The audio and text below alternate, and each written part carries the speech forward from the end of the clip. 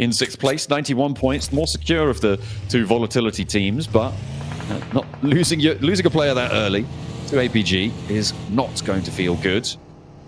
And they'll have to learn to deal with it, unfortunately, because there's nothing really they can do about it. No, and I mean, that's the second time in a row now we've seen here on Erangel. The Wolves lose one player super early in the match. Again, though, that's silenced and a 3xM4. At that distance, a bit of a bucking Bronco in terms of a weapon. The fact that he hits those shots so cleanly is, again, a testament to Zol's experience in the game over the multiple years and the multiple achievements he's been able to garner. Yeah, well played. Very well played. But for Wolves, that's got to stop. I mean, it's the same rotate again. It's the same positioning over towards gas station. You can't have that keep happening, especially if they want to stay in top 7.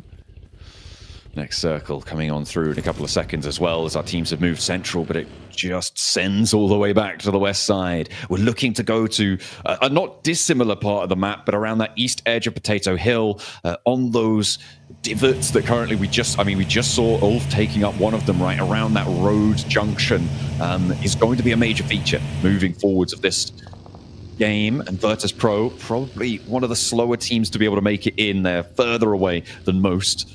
We'll see what they can do. DRX, they were pretty quick on the trigger here, and actually they're happy to play all the way down south on this building. You kind of want to take both sides of this, though, and I think DRX has enough time to do it in. So they are confirming on both positions, but the anchor point has been found. No players there, so DRX is like, well, sure, I guess we'll pick this up. They've got OG over on their north side, though, who are trying to clear a similar area. You see Aru wrapping around the side. QXZ very close to him, but the shots aren't ringing out just yet. Not for the time being. OG, I mean, not going to be able to do more than just send them down into the bunkers. Not for the time being. Regnum Kaya, this is a nice dip for them. I mean, Ulf were sort of holed up in this area, but they've moved on further south. Away from here, across the road, they've managed to find a little bit of a stronghold there. Sorry, not quite across the road, just a little bit short of it. A little bit further up in their next dip. I mean, playing dip here is okay, right? It's a position to work with. It's slightly open. You will need smokes at some point, but at stage 2 of the game, absolutely fair place to play for Regnum Kaya. Gives them options going into the late game. And again, there's not a fantastical amount of insanely strong areas to play towards the center of this circle. So I think for Regnum Kaya, like, that is a good spot to be working with going forward. They just hope they don't have a GK situation from last game where they get rolled upon and just absolutely smoked. But in the meantime, I think most teams will be waiting for stage 3 to pop on this one. It does move away from shelter, so we are towards those winding roads. GK currently just playing it safe on that north side. Thunder Talk coming out from Yasnaya on that early end of things. I think that has been a bit of a problem for Thunder Talk over to both today's games and maybe even yesterday. Is a little bit of a slower approach on this north side. A lot of times they stop off in South Yaz for a long time, and I think they're realizing it's not working anymore, so they push out much earlier across the fields. I mean, the thing that we praised Thunder Talk for at the end of day 1 and towards the start of day 2 as well is that coordinated play. Their basics, their fundamentals were just better than everyone else in the lobby at that point. When you talk about team play, it seems like a few other teams have caught up, and at the moment they are flagging. So corrections now necessary for Thunder Talk. So it's good to see that they are making those adjustments, not just resting on their laurels, and moving in to try and make sure that they fully deserve their spot in the finals, which they are almost guaranteed to find here. Alpha 7 all the way out on the east still, just about skirting prison. Regnum Kaya are actually making a move further up here. They don't want to stay in that dip. They want to get a little bit further down. Yeah, I mean, being on that low ground now isn't effective. It was good as a stop-off point, and if the circle moved over towards the northeast side, fantastic. But at this point in time, you're quite close to the circle anyway. You should have had some scouting available to you, so they're just going to rotate during that time to get into a better spot here. Annoyingly for a lot of teams, that lovely compound that sits to the western hillside of Farm is cut out. So teams can't really play off the back of that one. E-Arena, though, is going to take control of Potato Hill, and Regnum Kaya is going to sit just underneath it. Silas looks for the spray towards Prestige. Doesn't connect, but We'll give the info away. DRX playing close by as well on the entrance that we saw them being able to get to before. Nade over the top. Continue to bobble on in. Damage just ticking away on both of these teams, but no blood being spilt just yet. As Regnum Kaya seem to be solidifying now in their hold. You get to a point here where I feel like both teams, you don't really want to fight each other all that much. I mean, there's no reason to, because DRX doesn't want to give up that position. Regnum Kaya doesn't want to give up theirs either. And both are relatively safe. Obviously, Regnum Kaya is slightly more painful to play because it's a bit more open and DRX is going to have to expend smokes. But this is definitely a case, a bit of a more neighborly love from both squads. Certainly might be favorable. The question is, will they be able to bear that pressure?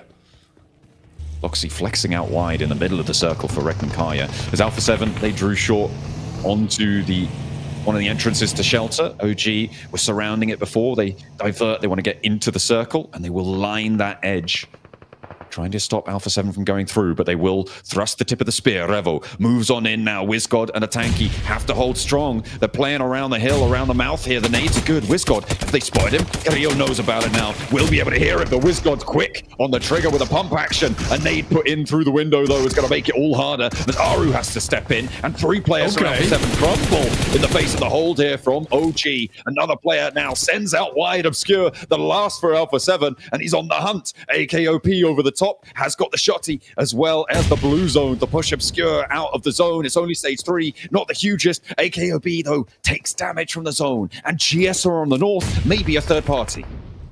Yeah, I mean, GS coming over towards this one, they can definitely see that there's a fight taking place right now. And with OG taking another knock on the cards, GS should be able to finish this up. Already they're sending a player out to try and survive longer inside the zone, but quickly cut off in the meantime. So they are locked in now versus GS. But it's only 2 players right now from GS that are playing this position, hoping to just hold these players out. I don't know why Amir pulled off that spot. He just saw a player. You're trying to send on through and actually might be able to make it now, but it will send over towards Kara and Virtus Pro as well. I don't think that he's going to be able to make that one work. He sends up 2 players from Virtus Pro hop out, and down Alpha 7 fall. 5th place, 103. I mean, they're not fully secure yet, but they've still got a couple more games to play here. But 16th place, 0 elims. A fight with OG that they lose there is not going to be a sweet taste on the tongue. No, I mean, that's a team that hasn't quite made it yet. I mean, 103 is great, but is it super secure? No. Thunder Talk up against Geeky, a fairly consistent squad wipe, but not before E-Arena starts to swing down the hill, looking over towards Thunder Talk. The Gladiators do arrive. 10k back in the hovercraft, looking to move away as Thunder Talk gets swept up. Only 2 players left now for the team. E-Arena able to profit a little bit off the back of that one with 2 points. I think the major profit that they'll find is actually the lack of teams in their area anymore. They can move along Potato Hill, move a little bit closer towards Regnum Kaya, and really take control of this western side of the circle. The rotation after may be a little bit trickier. With R8 to the north, with Wolves to the south, Regnum Kaya to the front, it's not too many options from that point onwards. Yes, taking down OG as they attempt to make their way through. Alpha 7 really slowed them down there. And for OG, it looks like they are just ticking away. They still have 1 final player up, but it's between him, Kara, Virtus Pro, as well as GS. It's very unlikely that he makes his way out of the blue here. So, not looking great. This could have been their game. OG had the drop, they had the circle on their side, but that shift back to the west has been treacherous for them. They were able to handle Alpha 7, but GS really playing spoiler to the approach on the northern edge. And GS will make out over towards DX. And now in the crash goes. Jafar sending straight into the middle. Immediately Paragin puts him down. No threat now, so it's a single front fight. The nade finds Amir as well. And that is a brilliant start to the hold as Levi's turns the corner. And GS are sent spinning here as they try and approach the Xavier's hold. The Xavier, we criticize them for not being able to hold super strong, but maybe that's going to change. Hang on a minute. Ooh, I might have to eat my words because there's already a lot of danger being felt. 1 player gets knocked and flushed there. The Xavier losing 1, but they do stay alive. I mean, you hold versus the push. That means a lot less players on this northeast side for you. Mad Bulls just finished an engagement and now look to push down as well. I think they must have heard this, so they are instantly trying to get players back up and healthy so they could try and capitalize off the back of an engagement that just took place. There is a player that only just got picked back up again. That's a Tanky going down to the play zone off in the distance. Nade's been sent down from Ulf as well as APG towards VP's position. It was a spot that can be played, but it's also a spot that both teams from APG as well as Ulf understood that likely teams are going to go for. Oh dear, that nade, the double knock there coming through from the Mad Bulls, leaving just the one player now for DXavier on the ground floor. Third party, maybe. Shots sent in across the way. Is that R8? Is that Ulf? I'm not entirely sure, but they've already done so much work. It's just Lamborn now for DXavier on the inside. R8 are close by. Amori has moved into position on that north flank. Look at how much he wants to get stuck into this fight. Maybe take a player down. Maybe give themselves an opening, because R8 do still have to move. I mean, R8 could have an equally similar rotate to Mad Bulls here. I think the difficulty for them is Mad Bulls really hasn't taken too much damage off the back of this. Get the res up over towards Paragin, and Mad Bulls just lets it happen. Still 3 nades to work with. 2 nade goes over towards the top window. Paragin's able to dodge that one, so he's able to get that first aid kit off, which is pretty massive for them, getting 2 players back into the fight. But Lemon, once again, so good with the nades. Lamborn has got 2 more still to play with. Nade out through the door. Looks for the challenge. He's got to hold his nerve, though. Not go for the peek. It's Scarface, though, who spots him hopping out the window. Does not allow the exit, and that is DXavier with 3 right towards that bubble. That's great news for the teams looking to try and chase up towards it. Feel like Regnum Kaya may be on for a bit of a mad one here if they can capitalize on the west side position. Push up with Amori, though, knocking on the door, and Mad Bulls now have another challenge. Yeah, for R8, this is a much more difficult fight in terms of the health pools available to Mad Bulls, but already done a hell of a lot of damage. But they need to keep these nades coming so those first aid kits can't keep being applied to the players and getting them back up and healthy. This is good chip damage so far from R8. Just wondering when they're going to pull the trigger on this one. There's no more third parties in this area. It has been a constant fight for this location. Yeah, Kara approaching to the rest of Ulf drew Scarface away, so they are now fighting on that south side, which means you're right, this is going to be a fairly clean fight. Unless that fight on the south side concludes, you can see off in the distance, then things could get a little bit more messy, but have to wait for the time being. Marth still on that off angle on the outside. Lemon knows exactly what he's playing up against. He's not really able to do too much about it right now. Flip, taking shots from Scarface again. God, this guy is frustrating to play against. Insanely good when it comes to those long-range shots, and even more shots going down over towards RA. He's just making sure both these teams are battered and bruised by the time they leave this building.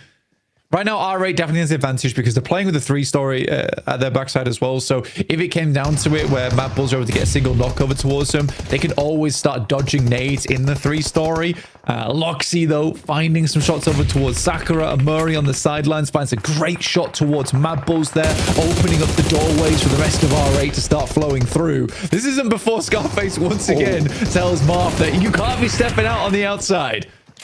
There's a big fight happening on the west side as well, Blank, in the picture-in-picture. It's Regnum Kaya fending off the push from the arena. It looked like Regnum Kaya might have had a good time of it, but tried to lose a player or 2. Pusher on the inside here now, though, as we go into the kitchen. Looking to try and cook up a meal, but it's not going to happen. It's cold as a bone, and R8 will be taking them on down. Marth is the loss that they have to suffer, but that Scarface is doing. In the meantime, Regnum Kaya able to survive just a little bit longer, but they need a res. They need something else to happen as the Wolves are starting to push on up and fight against DRX on their south border. Again, this is good for the Wolves. They needed another strong game here. They couldn't keep just getting those small ones and then hope for a big game to come in the future. Getting those placement points will be very nice. They start to push over towards DRX. The lovely shot from QXZ will pin them down for the time being. An APG off in the distance as well is an ever-looming threat for the Wolves. Regnum Kaya have managed to get themselves back up now. They could peek in here. The off angle, the outpost for DRX is their end goal. But Kikes, they're out in the open, but they've got to deal with Coops first. They'll do it. They'll look for more as well. They will find everything they're looking for. The Wolves start to fall, and they will continue to tumble. 7th place. No elims there. Not able to keep things going. For DRX, this is great news. On that 7th place bubble, they're looking to solidify themselves. But Regnum Kaya, they want to extract points from this region. 5 elims found, and they want more as they move on in from that western edge. Oh my god, the tracking on that was crazy. Royal Mail first class. That is some amazing shots there. The quick resets time and time again. I think Regnum Kaya didn't realize what was hitting them. I'll be calling hacks at that point, to be honest with you. But Regnum Kaya will get to play on as 2. Kara eliminated as well in the meantime on the southeast side. That was Ulf's doing. Ulf as well on that big chase for the bubble. The fact that the Wolves are down, Alpha 7 are down, gives them a little bit of hope, but there's a knock coming through both for DRX and for Ulf. Regnum Kaya have managed to move in, but they're playing 2 solos right now with Loxy and Zedwolf still alive on that northwest side. DRX really now penned in. Kaise can't do a thing about it. I think for DRX, they are going to struggle to get out from this position. The saving grace is that Zol basically has no ammo because he's been shooting everyone in the lobby right now. We'll push a little further up here to get some information off the back of it. Doc will pick a player out the back of the buggy, immediately steps back down again. Again, this is where I want to see Doc respect this angle a little bit more. Needs to potentially leave. This could be a decent Molotov. There's no smoke blocking the window either, so he has a clear sight line towards it. DRX on slivers of HP. And Hyunbin goes down to Reefus. APG. It's been engaged the lobby now. 2 players for DRX, and it's only the one on this outpost. Remember, they've still got that central player. Deadwolf did get knocked and flushed there, leaving just Loxy for Regnum Kaya on that north side. There's that knock over towards DRX. They're not getting him back up. The question is points. 5 teams remain now blank. What can teams extract from here? Loxy in the picture-in-picture, fighting for his life against Amori. One of the 2 players remaining for R8. Again, for APG there, Doc gets shot at by Eren on that angle. Where was the comms across the top in which how he should have rotated back towards the team? Doc knew that angle was available. I just don't think Top was told about it. Because otherwise there's no way he would have made that aggressive pushback that way. I'm not sure. I couldn't give you the specifics, but it's just frustrating to watch that. I mean, we just talked about it. But now APG down to just 3 players. But first one in a while, we've seen them in a top 4 here. Could go a little bit further beyond, but it is Ulf who's controlling the hillside along with the shack. Ulf looking to jump up the tables. They've got 12 elims already blank this match. They're trying to convert off a really strong Rondo as well. Get themselves up into that top 7. I think they'll be able to do it off this match. The question is how far and how secure will they feel? Moving in to the later parts of the day, we're going to be getting across the halfway line of the day after this match. So going into the final 3, it's going to feel good being in the top 7. But that buffer, building more and more on top of it. That's what teams are looking to do now. DRX, their last player, Prestige bearing down upon him. Mori keeping his head down. I feel bad for DRX. I mean, for R8 as well, even if they get 3rd place here, it's not a huge amount of eliminations, but that should see them safe. Eren finding Reefus, 13 elims on the game. Another massive match for them. Up to top 3 for R8. It certainly sees them making it through here in the top 7, I would say, at this point in time. And now Ulf looks to readdress the circle. If R8 still slinging on both sides here, and Murray and Prestige playing both corners. They regroup though. An immediate send back in. No, hang on a minute. They're diverting once more. They can't make up their minds. I mean, they're just getting that scouting info. They know nobody's pushing north just yet. APG and Ulf holding each other in a stalemate on this big flat plateau that sits in the middle. The nade is good from Amori, and that catches Yol. Alpha Gaming getting rid of that roadblock for Ulf might actually allow them to push across more effectively. R8 may have just unwittingly spelled their own demise. But you take a 2nd place, though. Let's see how far they can go off the back of it. But again, they control the entirety of the northern edge. Eren picks up another for his troubles and now sees Doc as well. That's 15 elims. They can just clear out the last two players from R8. It will be a 27-point game, which will shoot them soaring towards the top of the tables here, John. They'll be over that 100-point mark if they're able to do it, Blank, I think. Very, very close. It might just be short, but that is an incredible resurgence for Ulf in the two big games that they've had today. And it just goes to show you how close these tables have always been. In every I think the best thing about it is just watching Ulf play their game, right? Eren with these great angles that he's got towards players and taking one-on-one fights with some of the best players in the squad. And Scarface on those incredibly long angles, causing casualties towards teams that might have assaulted them later in the game. It's just nice to see Ulf finding their rhythm. Absolutely. And a second Turkish team being in the top 7 would be quite an impressive feat. Bit disappointing to not see Regnum Kaya up there with them. Bit of a lackluster performance so far. They weren't able to convert on this game, but there's an answer. Amori doesn't want them to go any further. Draws a line in the sand, but he has to pull back as the warpath is being driven right now.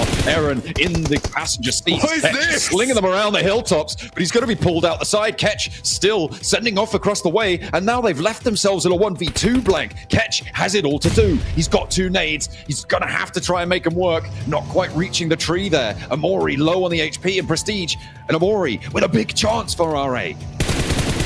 A massive ego challenge in the vehicle made little to no sense at the time. After Scarface went down, they could have played this out a little bit slower. No utility on the side of R8 right now, other than one stun grenade. But for one player, that might just be enough. R8 continues to take momentum here, picking up strong positions. Molotov towards the tree, not allowing Amuri to get too close just yet, but just behind it, he's clear and free. Stun grenade goes out towards Ketch. Blast right in his face, and that's going to delay him. He just has to go blind on this one. He's got 1 nade, but he's not going to have any time to play around with it. And that is R8 taking home the chicken dinner against all the odds there. What a find coming through from R8. Ulf looked like they had that in the bag. They were on a tear. They had the numbers, but they hop into that convertible and they got too big for their boots, Blank. I don't know what that was. I mean, there's some giant's feet on those boots because they weren't fitting at all. I don't know what Ulf was thinking in that scenario. I mean, that does get them a lot of points, but it's not the 27-point game they were going for. They lost out on 2 elims as well off the back of that, so it's even worse for wear. For R8, though, a game that would see them sort of safe now sees them very safe.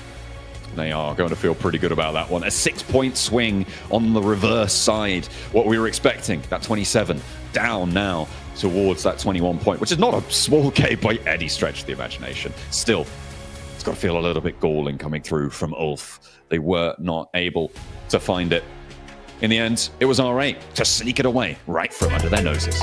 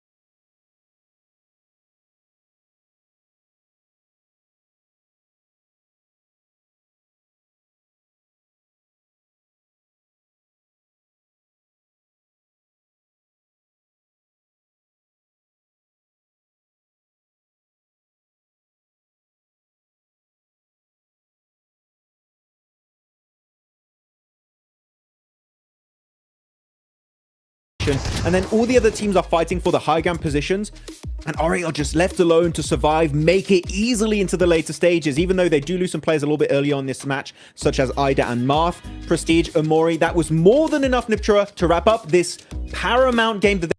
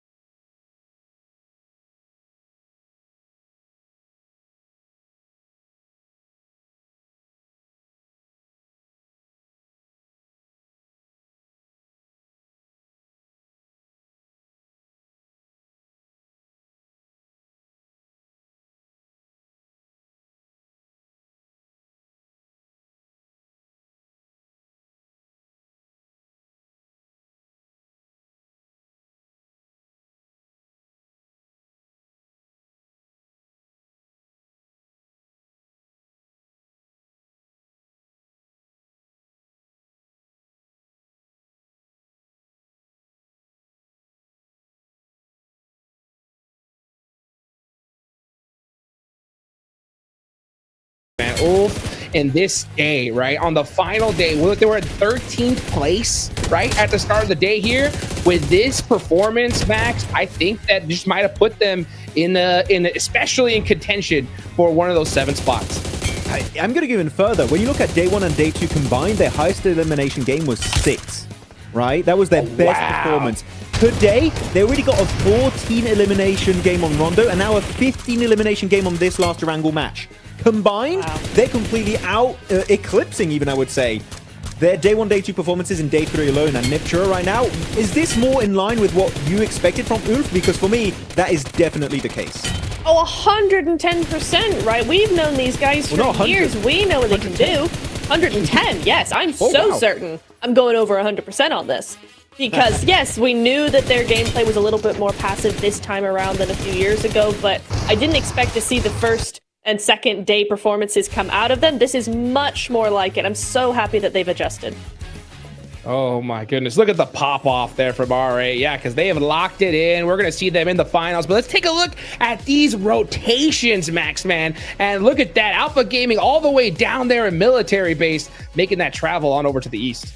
Yeah.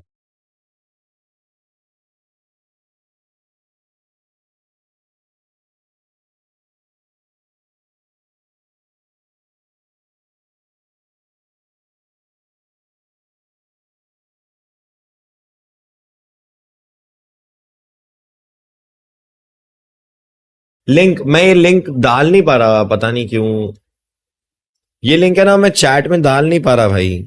डाला डाला डाला डाला डाला डाला रुको रुको। Vote for me, पहले अपन explore तो करते कैटेगरी, सीधा link link link link.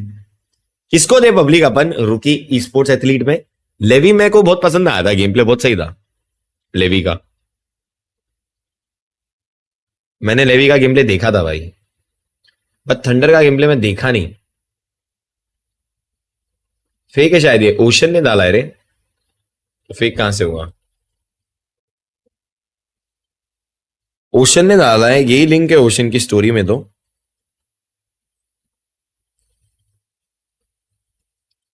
Ocean की स्टोरी में तो पब्लिक लिंक तो यही है यार, फेक तो नहीं है भाई।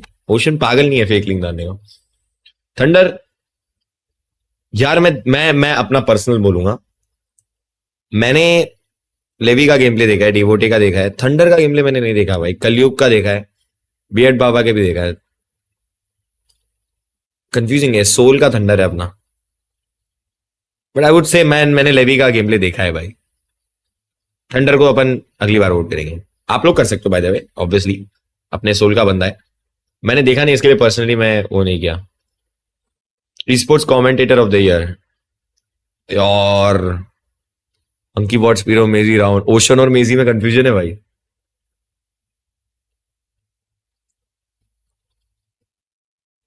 यार मेजी या ओशन, ये तो बहुत कंफ्यूजिंग है भाई। Sports commentator of the year English, यार इंग्लिश का तो मैं सिर्फ फिक्सस को जानता हूं, उसके अलावा किसी को नहीं जानता, तो मैं फिक्सस को ही करूंगा। जॉनी भी अच्छा करता है, बट फिक्सस आई वुड से अच्छा है। Sports host of the year Rohit, नहीं रविन भाई सेक्सी होस्ट। अभी एक बात बताओ, स्पोर्ट्स कमेंट ओशन या मेजी? मेजी यार, मेजी में। ओशन यार, ओशन भी अरे भाई इन्होंने बहुत खतरनाक नॉमिनेशन दिए भाई। ओशन आई गेस ज्यादा कमेंट्री किया नहीं है मेरे हिसाब से इस बार बीजीएमआई का, बट मेजी भाई ने बहुत सारे ऑफिशियल्स किए, तो आई गेस मेजी भाई deserves it. Fan sports player of the year, अरे भाई जॉनी को 3 इसमें नॉमिनेट किए हैं। एक क्रिएटर फैन फेवरेट में, एक इन्फ्लुएंसर में, एक चॉइस में, फेवरेट स्पोर्ट्स प्लेयर में भी 3 में नॉमिनेट है। मतलब एक तो जीत रहा है। अब भाई यहाँ पे देखो भाई, मैं गॉब्लिन पगलू हूं भाई, मेरे को गॉब्लिन का गेम प्ले बहुत पसंद है भाई, बट एके ओपी है यार। प्रॉब्लम ये है कि मैं 2 बंदों में कंफ्यूज हूं, गॉब्लिन और एके, क्योंकि एके भी मेरे को बहुत पसंद है, मेरे को गॉब्लिन भी बहुत पसंद है। एके ने भाई फाड़ा है इस साल पूरा, मतलब लास्ट 2025 पूरा फाड़ा है। गॉब्लिन में भी बहुत अच्छा खेला, थोड़ा डाउनफॉल भी आया था, बट कोप अप अच्छा किया है। नकुल ने आईजीएल बन के बहुत सेक्सी मारा है। यार ये तो बहुत कंफ्यूजिंग, मैं स्ट्रीम पे नहीं करूंगा, ये भसड़ हो जाएगी, भसड़ हो जाएगी, रहने दो भाई। बहुत, बट एके ने भाई फाड़ा है ब्रो पूरा साल, मां कसम। अगर मैं 2025 की बात करूं and I will be practical, like 2025 की बात करके if I will be practical I will go for AK. ये तो मैंने ऐसे टाइम पास में वोट किया, पब्लिक आप लोग भी वोट कर सकते हो। एंड पिन कमेंट में लिंक है, अगर आपको लगता है मैं इन्फ्लुएंसर ऑफ द, मैं मेरी बात करूंगा भाई, अगर आप इन्फ्लुएंसर ऑफ द ईयर में लगता है कि मैं जीत सकता हूं, आपको लगता है कि मैं डिजर्विंग हूं, तो प्लीज जाके वोट करना। 39,000 पीपल आर वॉचिंग। अगर 39,000 पीपल में से 5-10 हजार लोग भी जाके अभी जाके वोट करेंगे तो बहुत हेल्प हो जाएगी मेरी। मैंने देखो बायसनेस नहीं रखा वोट करने में, मेरे को जो लगा मैंने वोट करा, लाइक जेन्युइनली मैंने खुद को वोट किया है भाई। अमन को वोट इसलिए किया है क्योंकि अमन वाओ मोड में बहुत मेहनत करके बीजीएमआई के लिए बहुत सारी चीजें लेके आया, यानी deserves it creator of the year में, राइजिंग में। मेल में लॉल्स, मैं लॉल्स बहुत देखता हूँ भाई, वो रैंकुश वगैरह, और कंसिस्टेंट स्ट्रीमर है भाई, 6-6 घंटे डेली खेलता है। तो आई गेस फैन चॉइस में favourite creator of the year में लॉल्स होना चाहिए। Consistent watching, consistent daily stream करना, रैंक पुश करना, टॉप 10 में रहना, मतलब रैंक पुश वाली जो वो रहता है ना, क्या बोलते हैं उसको, लीडर बोर्ड। मैं लिंक देता हूं तुमको, लीडर बोर्ड में यारो टॉप 10 में रहना, और he deserves it I guess. ये वाला तो लॉल्स को जाना चाहिए फॉर श्योर, ये वाला लॉल्स को जाना चाहिए। मतलब लॉल्स और जॉनी में से मेरे को लग रहा है डिफिकल्ट होगा, बट लॉल्स को जाना चाहिए। मेहनत किया है लड़के ने, मेरा पर्सनल है, बाकी इसमें कुछ ऐसा कुछ नहीं है, आपको जिसको वोट करना है करो। मैं पर्सनल अपना बता रहा हूं, ठीक है। इसमें तो पायल को दूंगा क्योंकि ऑब्वियसली SC12 एंड है। मैच चालू हो गया, मैच चालू हो गया तो मैच में चलते। टाइम है 40 सेकेंड है, 40 सेकेंड है। और इधर तो आई गेस यार आरू डिजर्व करता है गाइस बेस्ट IEL। आरू और जेली में से आप लोग किसी को भी वोट कर सकते हैं, आई विल गो फॉर आरू। रुकी वाले में लेवी मैं चूज करूंगा कि लेवी का गेम प्ले मेरे को बहुत पसंद आया था भाई, बहुत सेक्सी खेला है। थंडर में ले लेता बट सोल का है इसके लिए मैं ले लेता, बट थंडर का जेन्युइनली मैं पर्सनली उतना गेम प्ले देखा नहीं हूं, मैं इनमें से सिर्फ लेवी का सबसे ज्यादा देखा हूं and I loved it brother. Caster में कमेंटेटर ऑफ द ईयर में आई विल गो फॉर मेजी, क्योंकि ज्यादा मेजी ने कास्टिंग की है कंपेयर टू ओशन। ओशन बहुत पसंद है बट मेजी ने ज्यादा ऑफिशियल्स किए। फिक्सेस इंग्लिश कास्टिंग मेरे को अच्छी लगती है, रवीन भाई अच्छा होस्टिंग करते हैं यहाँ पे। AKOP मैं एक प्रैक्टिकल रहूंगा भाई, बाकी आप अपने हिसाब से वोट कर सकते हो। लिंक मैंने दे दी public.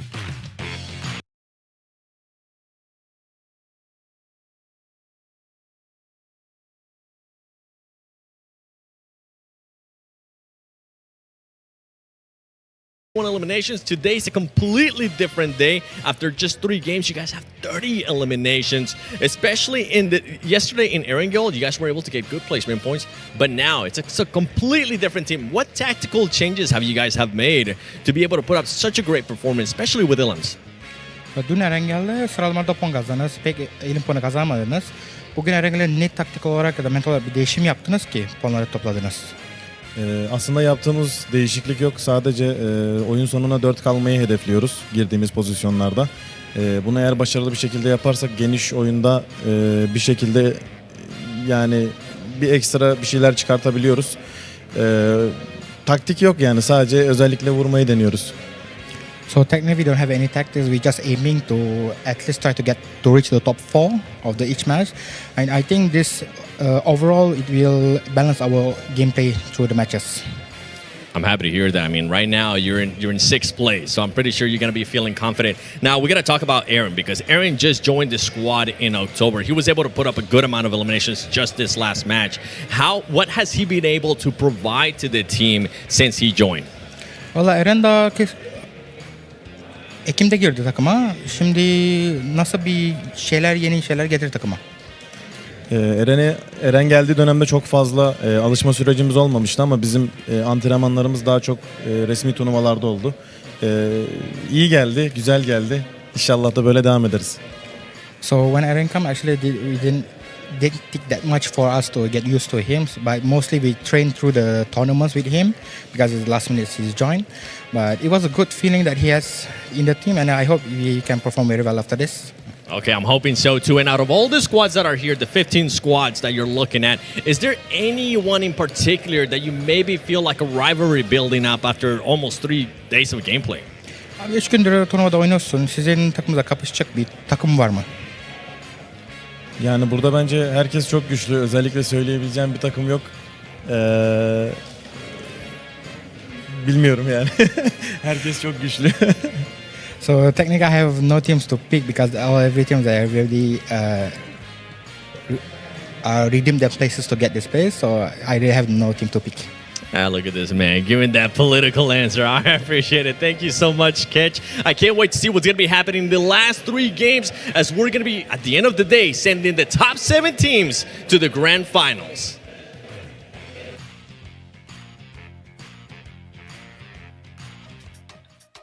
Hey, cool, calm, and collected there from Ketch right there. I mean, this guy is feeling good, especially after that match. But there's a lot of teams here, Max, man, that aren't feeling too good, right? I want to definitely point out some of the big names that are right there on that cusp for that 7th position, right? You had Alpha 7, right, who were already sitting, you know, pretty, but the only way that they don't make it into the finals is if they absolutely throw a terrible performance for the rest of the match. They get a 0-point game in that last one, Max. What do you feel about that? I was going to say exactly that, actually. We should not see 0-point games, and guess what? That's what we just got. It does not bode well, Hot Jukes, for the rest of today, looking at Alpha 7. Of course, they just need an average rest of the day, and they should be able to qualify. But of course, like, starting off with a 0-point game, they're going to start feeling that pressure, Niptra, and you know what? Under pressure is when you can make some of your biggest blunders, and Alpha 7 have done in the past, especially during PMWC. It would be very unfortunate to witness that happen once again in the Global Championship.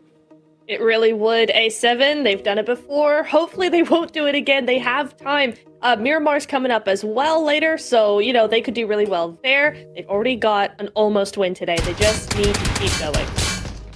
Let's take a look here at this last match. I mean, you got Xavier as well, only busting out 3 points. You know, OG get a 3-point game. And I'm going to say this, okay? I'm going to be real harsh here, okay? Ooh. Because I heard in the earlier match, right? We got a little bit of information from the 7WG, right? We heard from OG, and Aru saying that OG is just looking to get 6 to 7 points a match. When I heard that, I almost went nuts because I was like, that is the worst thing you could possibly hear for the grand finals, in my opinion, right? Now, that strategy might work in some earlier tournaments, right? This is the grand finals, though. And Ulf just showed just how that is not going to work, Max, at least in my opinion, because there are so many teams that can pull out huge games. So I think OG, you got to go for a chicken dinner here if you want to make it a top 7. 6 or 7 is just not going to cut it. I think when you go in with a mindset of we want to hit 6 or maybe 7 points average per game, it's not the right approach. I think you should try and go hard for those wins, as you just said, Hot Jukes, and that can offset your potential bad games. Because guess what? Even the best in the world is going to have bad games. Okay? Everyone is going to have, unfortunately, a 0 or 1 or 2-point game. If you get a win, though, you can afford to have those bad games, which, as of right now, Orangutan can't really afford to get. So I definitely agree with your point there, Hot Jukes. I think they need to try and go hard. And we saw a glimpse of absolute beauty in this game with Orangutan, Niptra. They had a great engagement in Shelter. Versus Alpha 7, I think it was. And then they just start to get a little bit too confident and start splitting apart. AKOP in particular was the one to leave the team. No, what we saw at the start of that fight, do it more often. And I'm telling you, they could easily make in top 7 if they could do it more consistently. Oh, 100%, because what we saw in that fight was the team synergy, the backup from the team. You know, they were having a fight. Somebody else comes round to back up the team, round on the outside, lots of different angles. And then AKOP just decides, hey, I'm just going to go solo it towards the last player over on Obscure. I'm just gonna solo it, guys. You don't need to watch me. And I was like, bro, come on, no, please don't do this, please. And then he goes out. I'm like, well, yeah, you kind of knew that was gonna happen, but yeah, it was unfortunate because then they just get overrun by.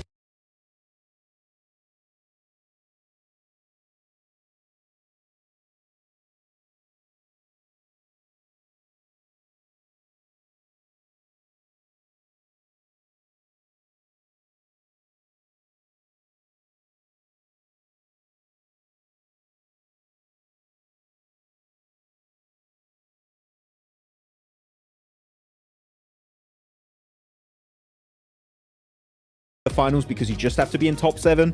Yep. So we need to see a change of pace here, Hot Jukes, if we want to see that dream come to reality for The big old monkeys. Let's go. Yeah, let's go, man. It's a dream I definitely want to see happen. I'll tell you what, though. I mean, you got the Xavier right above them. You got Regnum Karya, VP right below you, okay? And right now, OG sitting in 10th place with 80 points. That cutoff position, that 7th place, DRX is currently holding it with 93. So they're already 13 points behind here with not a lot of matches left today. So when it comes to OG, if you're going to make that dream happen, honestly, it's going to happen with eliminations. 6 or 7 points a game ain't going to cut it, Neptura. What do you think we need to see from OG in this next match here, right? In order for you to feel comfortable?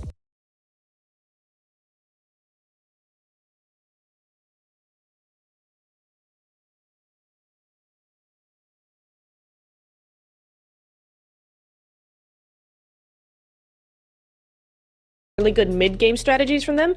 It's just getting them to the end game and then fighting that end game is where they're falling down. And so they just need to be more proactive. They need to think ahead a little bit more because the way the rest of these teams are playing, they were like 2 points, 3 points away from top 7 now. But as you just said, they're now 13 points away. So the rest of the lobby is not going to wait for them.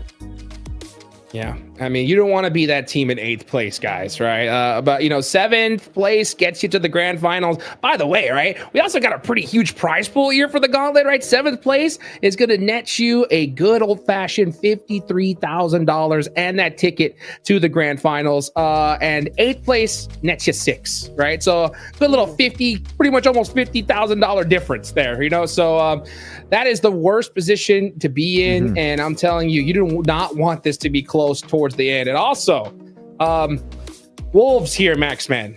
Time to wake up, right? It's time to wake up here now. Of course you would say that, Archie. Of course you would be the one, please. Archie, please. Wolves make it to the finals. Don't tease me with that, Rondo, right? Don't tease me with it, right? I mean, I was so excited that 0 point game, 1 point game right after, right? I mean, honestly, I'm going to be happy with 7 points from them on this one, right? Put something up. I mean, they're on the cusp right now. I mean, looking at the leaderboards currently on my screen, I'm seeing Wolves. They have 92 points. Above them, DRX 93. Right above that is 98 points from Ulf. They're currently on a bit of a momentum kind of build up towards the second half of today. If they can keep it going, it's going to be hard to deny that position away from them in top 7. So yeah, I think it's Wolves now. It's down to them. DRX, maybe also Alpha 7, maybe Ulf if they start slowing down for the second half of today. It's tough, man. The competition just above them, Niptra, is going to be crazy. We know with this roster, Wolves have that potential. But can they deal with this kind of pressure? They weather the storm going into these next 3 matches? I don't know, because Miramar, they can be a little bit topsy-turvy. But that's going to be the 2 battlegrounds that they need to perform on if they want to make it in the finals. It's going to be so difficult to tell, really. I mean, they've been playing okay, but then they just get taken out on rotation. Doran needs to stop going out so early. I think maybe what they need to be doing, maybe the mistake they've been playing so far is like playing a little bit too split, because often we see the players go out one by one on those rotations and stuff. So I am kind of wondering if it's like a little bit of they're just playing a little bit too split. You know, typically they want to split in the end game. That's perfectly fine. Go for it. That's a great play. But maybe they're starting that just a little too early. Maybe less control in the mid game and then just go for it in the end game. You know what? Another team I want to try and see a little bit more from Hot Chooks before you send it to this game is Virtus Pro. Generally, oh my gosh. Here, this game, that's such a good entry point, and they send it to Ulf and they get completely humiliated, to be brutally honest on that one. It was not even a fight. It was so one-sided in favor of Ulf. The Virtus Pro for me just does not look like the team we witnessed in day 1, game 1 on that Rondo match. Virtus Pro has been falling from grace. It is time to do a comeback, Virtus Pro, because otherwise the finals are just going to be slipping right through their fingers. They need to do something this next game. Erangel, it is your time to perform. Hey, only 3 matches left to go. This is the last Aaron Gale of the day. Regnum Karya and Virtus Pro are 19 points behind. Chicken dinner right here, right now. Let's see it. OG.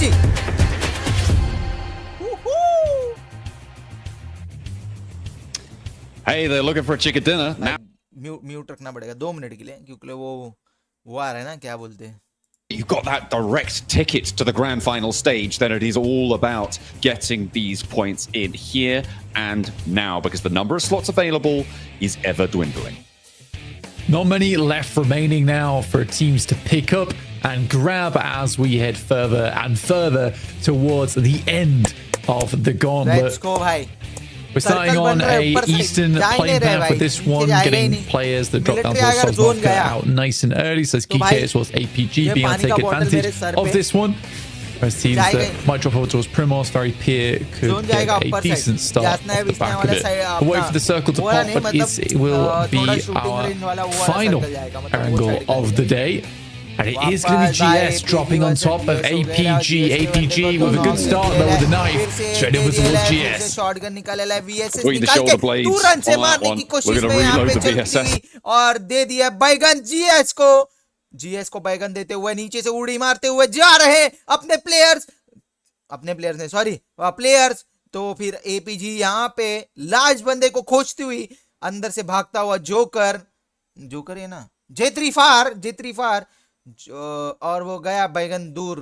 तो दूर जाने के बाद अभी मुझे पता नहीं कि कैसे क्या होने वाला है. और यहाँ पे उठा लिया भाई फ्यूल कैन को उठा के क्या करेगा बैगन. जल्दी से मार उसको लास्ट बंदा. ये बैगन का बाल क्या कर रहा है. अच्छा मर गया सॉरी मेरे को लगा गेम निकल रहा है सॉरी भाई. फिर यहाँ से जाते हुए एक बंदे के तलाश में पूरी एपीजी खोल काल रही है. फुल वेक्टर सब निकलते हुए. बट जो वो बंदा है वो तो कंस्ट्रक्शन साइट से होते हुए बाहर निकल रहा है और उसको कोई देख नहीं पाया. शायद से वो यहां से भागते हुए डायरेक्ट गाड़ी लेकर रिकॉल करने के लिए जाएगा. नो तेरी एंगल है रे गरीब इंसान. ई स्पोर्ट्स में रिकॉल नहीं होता है. क्यों नहीं होता है.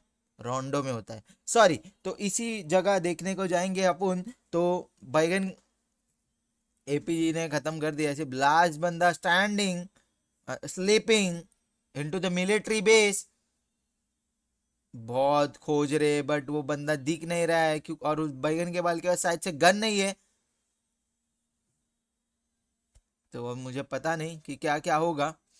आगे जाते हुए ठाप टूप करते हुए एक बंदे के तलाश में पूरी एपीजी खत्म ना हो जाए क्योंकि. लेकिन मुझे मिनी मैप में कोई दिख नहीं रही टीम वो. लेकिन तब भी गाड़ी के लेकर वो ढूंढने जा रहे हैं कि वो बंदा किधर गया. दोनों ने उठाई बग्गी और उसकी मारी डग्गी. नहीं बैगन के पास दो गन है. एक शॉर्ट गन और एक M416. शॉर्ट गन में है उसके पास डीबीएस को लेकर वो जो तुरंत जो डाप टूप मारने के तलाश में है वो अपने को पता नहीं. बस इतनी सी कमेंट्री का ही पैसा मिला था. DX a lot more doable in terms of points required to be gained over the next few matches. The Western shift on the circle though, OG has a similar rotational path to what they had before. His team performance coming through from Ulf, 13th place in day 2, coming into 6th here in day 3 with an unbelievable performance over just game 1 and game 3. A lot of points accrued here. And again, like I said before, getting more into the rhythm of it, which is nice to see.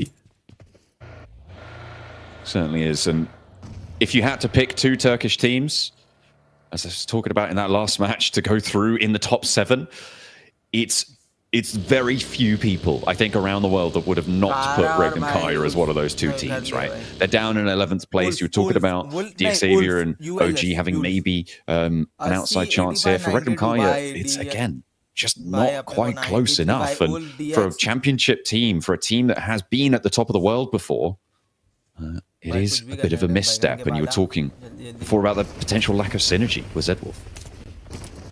Yeah, well, I think that they don't play terribly. It's less of a lack of synergy and, like I said, more of a lack of delegation, because I do think that Zedwolf is sort of wasted right now on the team, where they're having him play as a backstop or anchor for the squad, and I just don't think that's his play style. And there was a moment, PMSL EU, where they were using him a lot more of this off-angle player, someone who kind of is the crowbar for the team, breaking open a lot of these plays, and that worked extremely well. I think you just got to trust him because he has solo carried teams in the past. it's just, I think it must be weird for him playing on a competent team, where you're still trying to figure out what's your place in the squad. And it also isn't really on the other players to decide that for him. Kara making their way on that south side, trying to keep that top spot in control. They are the top dogs of the lobby right now, and it's not looking super likely to change, although there are teams knocking down the door. However, they have done enough. They've done plenty in order to get into the top spots there. You can see that 135, there's no way they drop down below 7th place towards the end of the day here. Kara will be seen in those finals, along with Thundertalk and RA. They are pretty locked in. Mad Bulls, the most unlikely of the very likely teams to be seen in the finals, but at 115, you've got to imagine that's going to be enough. Top 2 team के बीच में लफड़ी चल रही है भाई. Thundertalk and Kara going at it. But in the meantime, we're going to take a little recap with 7 over on the stage. Welcome back to a quick report with the 7WG. This time it's about RA. This squad was just pretty much able to secure their ticket into the grand finals. Earlier in the day, I was talking with Ida and I asked him, if you're in a comfortable position where you can actually hunt down a squad, are you going to do it?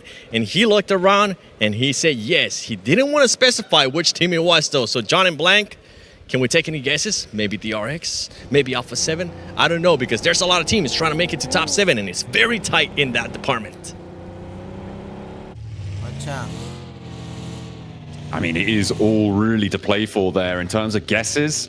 I mean, at the moment, I think Alpha 7 seem to be fairly safe. 103 with 3 matches to play. You expect them to be able to get 7 points over the rest of the day and could potentially stretch all the way out, getting up to that 120 mark, right? I think the volatility really sits in the 2 teams beneath them, from 6th place down to 10th, and then an outside chance of down to 12th. Below that, nah, I'm not backing it.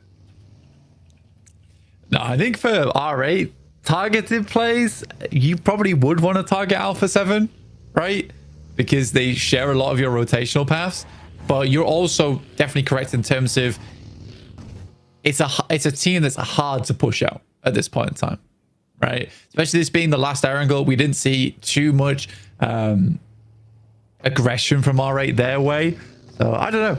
We'll wait and see. Maybe they'll bring out something special on our next match. Could be a Miramar special over on the desert. Of course, we haven't seen our 2 Miramars at the end of the day, and things do change in terms of dynamics there. We'll have to wait a little bit. Kara losing 2 players in opening salvo on the match. Not ideal. OG moving past Ulf now, and Ulf, as we all know, have been on the tear today. Dangerous territory. The circles shift as well, Black. This is nasty. Over to the west side of Everest, over towards Hospital, and this is going to get messy over towards it. The nurses are going to have to work overtime. Well, I mean, for RA, it's wonderful. From starting in South George to move down towards this area of the map, a really easy gameplay for them. But this is bad news for Wolves. I mean, a 3rd time in a row, so inexcusable at this point. Losing a player in the first 10 minutes of the game. Amori will find Igors.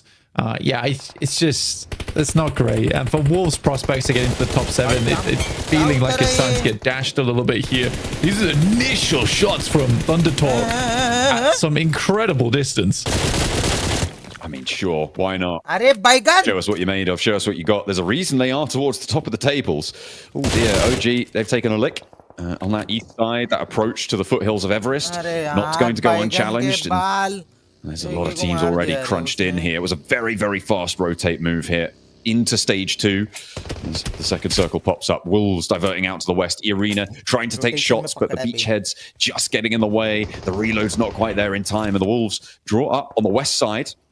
In a couple of buildings, difficult to leave, but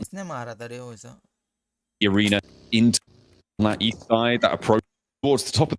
I mean, sure, why not? Show us what you're made of, show us what you got. There's a reason they are towards the top of the table. Going to be moving in from that eastern side. They know that playing on the very west is probably the safest place to be because the traffic jams are going to be on that eastern edge. APG rotating from the south side. For OG, it's been difficult because they are a team that starts towards the east, and we've had a lot of western circles today.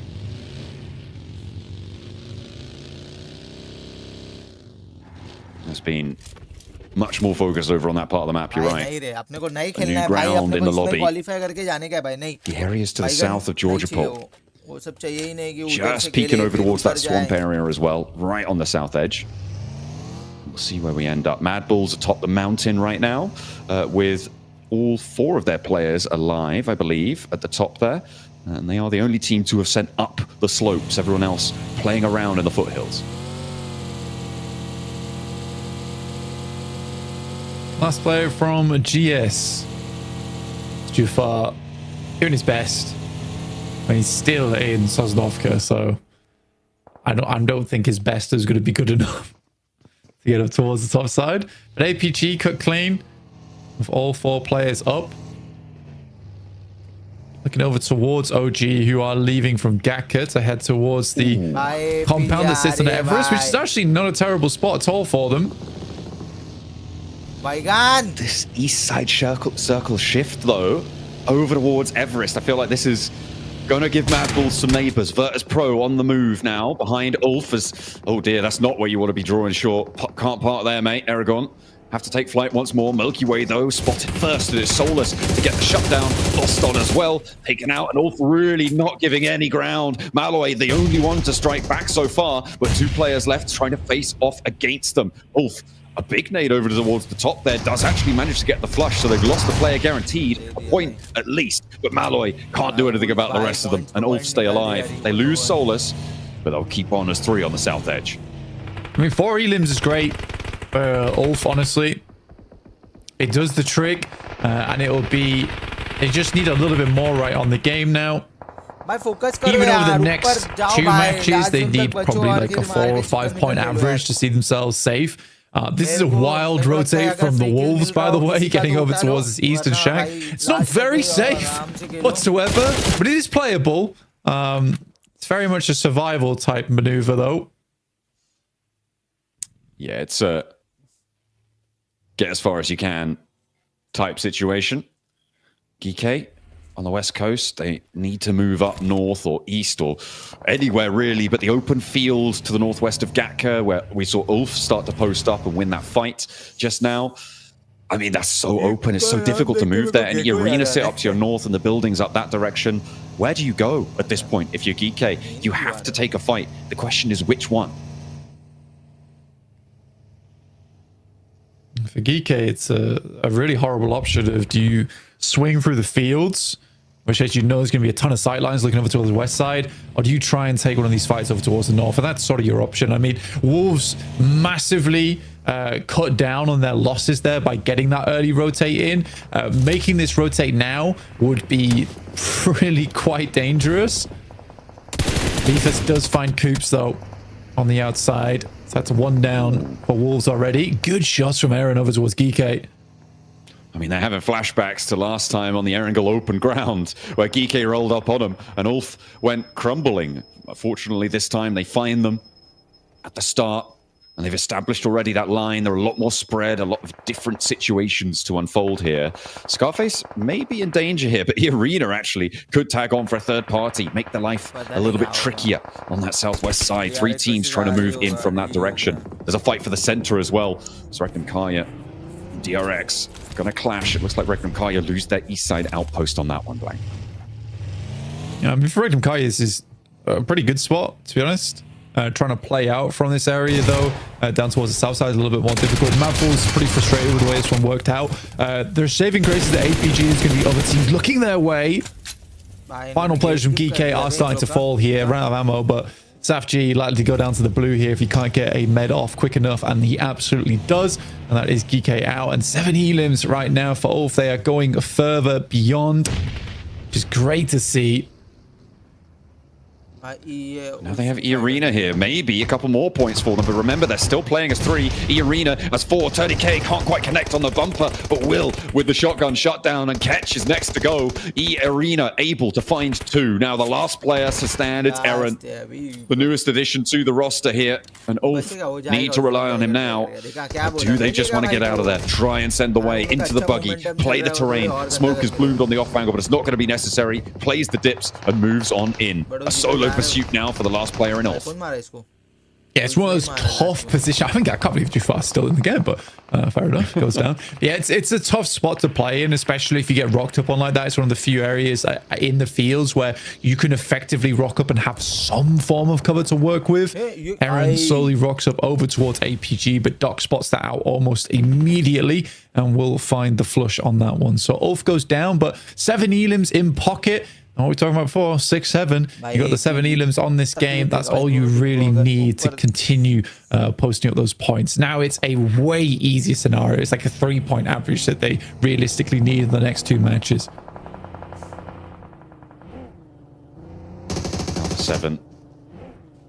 They're lucky to try and keep themselves in because Ulf did just leapfrog them up to 105. They haven't got any elims yet, and they're playing from South George. On the border, sure. Oh. Get out from underneath there.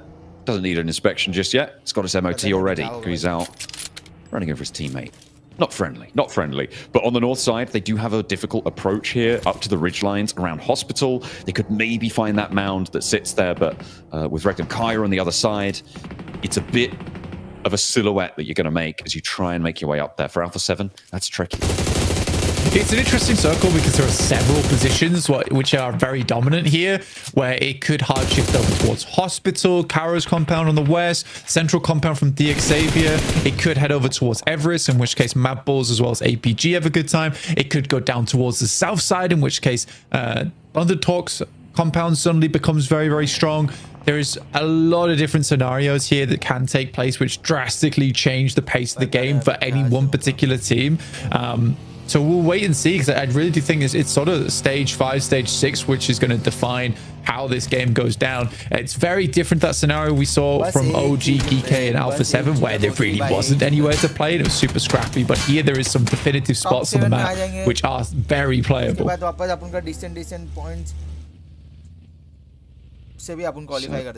Question of who's going to be able to control them and how many teams are going to try and control them at once. In these scenarios, getting a little bit of healing on for Alpha 7 before they make their move. Rectum Kai are a little bit happier. Next zone will come through, will really start to cut out some of those points that you talked about before, Blank. As it goes to Xavier in that central position. Going to be a great day for them, but can they hold off teams crashing? Yeah, for Xavier, this is massively good for them. Wolves, though, teams are blasting in. It's Alpha 7 will take down 1 in Baton. There's still 2 players alive, I believe, for Wolves, and the shots are coming in thick and fast from across the way as APG tries to put up that 15-point average. But good shots coming back from Coops there. Will shut down at least 1 player from Alpha Gaming. Ooh, Mad Bulls have angles from the top of Everest as well, over towards Alpha 7. And this is a firing squad over towards that Alpha 7 position. I'm surprised they haven't all gone down already, to be honest, Blank. And at 104, they can't really afford to be looking out here. The number of points that they've been able to earn. I don't even know if they've got any elims so far. OG, in the meantime, trying to mount the Everest approach. It's not going to go well. They're immediately turned away at the door. And APG, I don't think that they're going to miss that shot to Aru. No, indeed they don't. And up they push. That's going to be done and dusted. Yeah, Tanky just has to send further in towards the circle, try and find somewhere to stay. And I mean, heading over towards the fielded area is probably a smart decision, considering a lot of teams aren't going to pass through that position anyway. And it's close enough to DXAV that he has a little bit of support from them. So it's okay. But Thundertalk continuing to take shots over towards him, trying to see if they can find those angles. Kara right now in between them and E-Arena. Just Marso here remaining for the squad. Has nades to work with. See what you can do. E-Arena reluctant to go for the pushes, but they've got 2 nades cooking. Okay, Sakura's Molly able to tag him on. Gets the burn down. That is going to be Kara down. But again, they've done enough. They don't need to do any more. Unless they want to chunk out some more of that prize money, which of course is a tasty treat. But it's most sights set on the finals. DRX trying to move up, control the Mad Bulls on their descent. The Mad Bulls really haven't profited from the top of Everest in the way that maybe they'd have liked to here, Blank. But they are up now 2 points on the game. They're getting shut down on the descent though. Yeah, it's given them some place to stay though, which is the main thing. I think Mad Bulls would have struggled if not for that. But this descent, like you say, came a little bit too late. I think that it was very unlikely for it to head all the way to the top of Everest, but a good push from Mad Bulls down the hill. This is an instantaneous retreat here. And there's some support. coming through. Oh, I think there's another flush coming on in. Alpha 7, I think, busted down to just the one player. Thunder Talk, by the way, flexed out. They've gone up the side of Everest. They want a piece of this fight. They want to try and jump up back into first place to end things out. We'll see if they're able to do it. Alpha 7 do fall. They get up to 107 total on their game. Should still be enough to keep them ticking over. We'll see what more they can do. The Wolves, who are behind, still on 2 players. Not quite close enough to be worrisome right now. Another shutdown over towards APG in the meantime, though, as DRX are starting to mount their bid for that 7th place spot. With the Wolves falling by the wayside, this is their opportunity. You're absolutely right. This is DRX's game to get it done right and lock in another one of those positions. They're able to get a chicken dinner on this match. It's done. So they will lock in that position. Unfortunately for them, the circle moves out towards that western side, giving a lot of opportunity for more points for DXavier, another team on the chase. So we could be locking things in really early here, John. It depends how well this escape, this exit is for DRX. Yeah, okay, there we go. Finally, one goes down. It's Lamborg to be able to pick that one up. OG eliminated in the meantime. They couldn't survive as a solo there on the roadside. The DRX now under heavy fire from the top of the mountain. This flex out from Thunder Talk has caused them so much trouble. Yeah, I think for Thunder Talk, it was a very smart decision to push up the hillside here because they had a massive amount of cover to work with. Wolves right now looking to get ahead of the guys from DRX, but it's not meant to be. It's another well-placed grenade from R8. Will push R8 even further up the tables. DRX send in, but it's just one player and he will be taken out fairly short in order. That's so easy down. Ida takes a knock, but should be able to be rezzed back up again. It's just now one player left on the back lines for DRX, really. There's nothing more doing. They know he's in the hills somewhere, just the question of where. Prestige is on the hunt. He's scanning that horizon. Oh, goodness me. It's going to be a nasty situation for QXZ to find himself in. And right next to Thunder Talk 2, King is there rolling down, spots him, darts out the way. QXZ looks for the challenge, but it is going to be one out in the end by Thunder Talk. But up steps R8 as he gets the knock back in response. And I don't think Thunder Talk are going to be able to reclaim that player. That might be them done and dusted, actually, as they lost their downstairs partners. Yeah, I think so. And Thunder Talk, if you told me that Thunder Talk would be in 3rd place at the end of yesterday, I don't think I would have, well, at the start of yesterday, I don't think I would have believed you at all. But I think that it is crazy how much of a good performance R8 has been able to put up, as well as Kara. I mean, I had a lot of hopes for R8 coming into this tournament at the beginning, and it's really nice to see that they've been one of the few exceptional teams throughout every single day. Yes, Kara had like the most incredible performance on day 2, but R8 has just been steady, consistent through day 1, day 2, and day 3, and it is paying off now as they catch up to Kara and maybe even pass them in this game. Ooh, shut down there coming through. DXavier looking to keep things under control now. R8 with a massive elim total here. The full 14 that could potentially try and crash into the north side of this DXavier position. Only got 3 elims on that middle spot, so we'll see what they can do. Rack up some more. A good first pickup. Looking for more damage. They're able to do quite a lot on the approach. And the hop out from Paragin deals so much more. They've been able to shred through the health bars here, and Nate all too happy to receive them. Open arms to the elimination tally of DXavier, and this is how you make your bid for it. E-Arena trying to third party, but there's nothing to third party on anymore. There's nothing being done to DXavier on this hold. Lambor's isolated, sure, but with only 2 players on in the intro, it's not going to happen.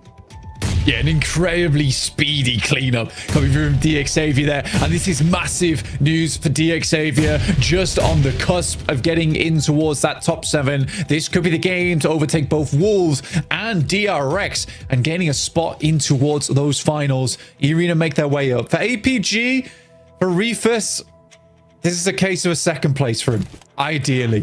But even so, this is more reputation on the line as opposed to getting into the finals, I would say, for APG. I think the Arena may have jumped the gun on going in for this one. I mean, the circle out to the west side, it's not unlikely that it leaves the compound on the next one. With 3 players, they could have established a baseline across the road, played some of the divots, some of the ridge lines. They tried to commit for third party, and now they're just going to be taken down one by one to these nades. DXavier have 12 nades on side blank. Yeah, it's a lot. chicken It's a lot. I think that for that comment about saying that E Arena jumped the gun, I don't think they did. I think they went as fast as they could on this third party. The problem is the speed at which DXAVIA dealt with 4 players.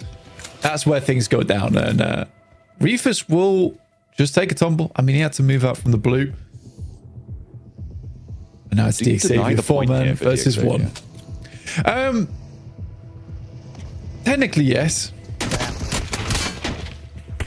Might be the right play, but it's not going to happen either way. An immediate shutdown as DXAVIA close us out. I think they got up to 9 eliminations there, Blank. A 19-point game in such an important position. DXAVIA are going to be happy, but with 2 more matches left to play, it's still not over. Not just yet, but we are getting in towards the totals where teams are getting close to locking things down. For APG, like I said, reputation's sake is on the line, and they're not doing bad, all things considered. Today, it looks a lot.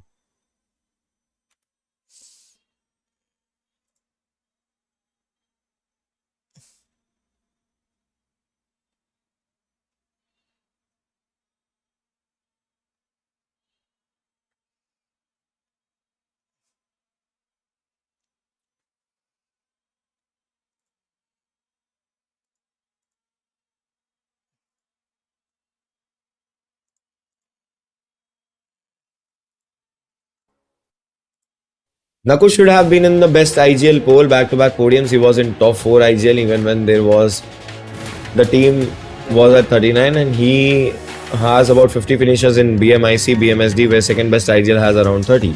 IGL with best gun power. TZZS, thank you for the 200. देखो एक चीज है brother, award का form है, आपको जिसको vote करना है आपको कोई रोक नहीं सकता वोट करने। वैसे सबके लिए वो चीज आती है, जिसको जो पसंद है वो उसको वोट करो, बाकियों को नफरत न करो, बाकियों को कुछ बोलो मत। लिंक खोलो, आपको लग रहा इन्फ्लुएंसर ऑफ द कैटेगरी में कोई और जीत रहा है, उसको वोट करो जिसको आप पसंद करते। आईजीएल में उसको वोट करो जिसको आप पसंद करते। आप कंपेयर मत करो भाई, जो पसंद आ रहा वोट करो, डेली उसको जिताओ, प्यार दो, बाकियों से कोई लेना देना नहीं। बाकियों को देखते नहीं तो उनके बारे में बोलो भी मत, सिंपल। आप जिससे प्यार करते हो, आप अगर समझो फॉर एन एग्जांपल मेरे से प्यार करते हो, आप मेरे को वोट करो भाई, बस सिंपल। कौन जीतना चाहिए कोई नहीं जीतना है ये सब जाने दो, वो सब प्यार करो, वोट कर रहे हो बस प्यार करो, दूसरे को क्रिटिसाइज मत करो, दूसरे को वो मत करो भाई। ये अब मैंने जो प्लेयर वाले में मैंने प्रैक्टिकली मैंने वोट किया, मैं 2025 के स्टैट्स के हिसाब से मेरे को एक ही ओपी बहुत कंसिस्टेंटली बहुत अच्छा खेलते देखा। गॉब्लिन का डाउनफॉल आया था इस साल, तो मैं उस हिसाब से एको को वोट किया। तो चैट में 1-2 बंदे आ गए, सोल का बंदा रह गया, उनको वोट नहीं कर रहा, किसी और को वोट कर रहा, और फिर ये लोग वोट्स मांगते हैं। अब मैं उसको क्या बोलूं, बोलो अब मैं उसको क्या बोलूं, अब मैं उसको क्या बोलूं, बोलो तुम बस।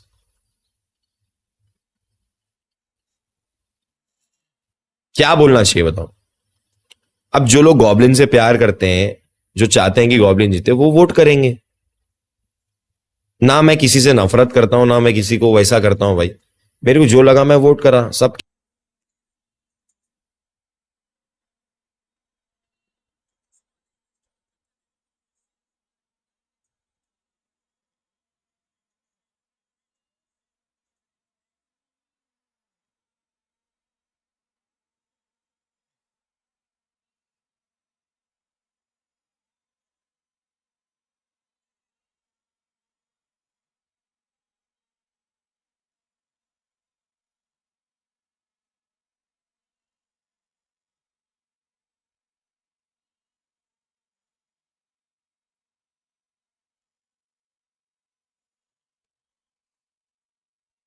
समझ में नहीं आ रहा भाई।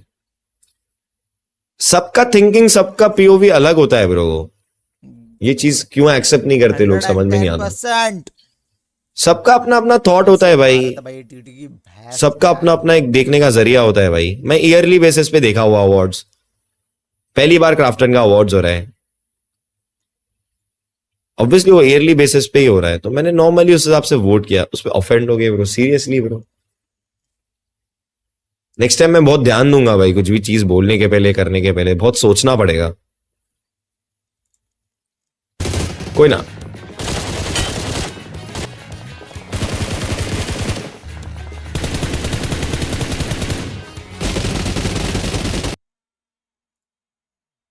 There's a orangutan just sending it around them at one point.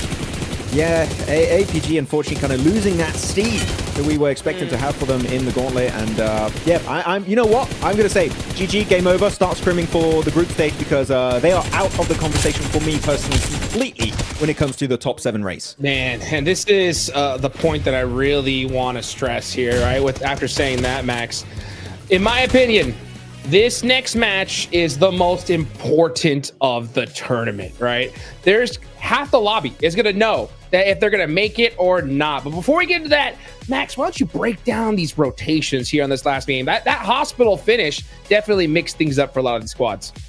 Well, you're going to see Xavier barely move after Circle 2, as I mentioned earlier. Yeah. Look, they instantly send it over. They got this southern side of Everest. They play there for a little bit. Phase 2 pops, which you're going to see now. There you go. And they instantly scout. They had information a little bit earlier, so boom, instantly send it over there. Kind of work and coexist with R8, kind of working and defending that area together pretty nicely. But APG, this is the moment, Ipcho. They go to the western side of Everest, and then they're locked in there until the very later stage where they just get completely obliterated. That position, once you're there, it's so hard to leave.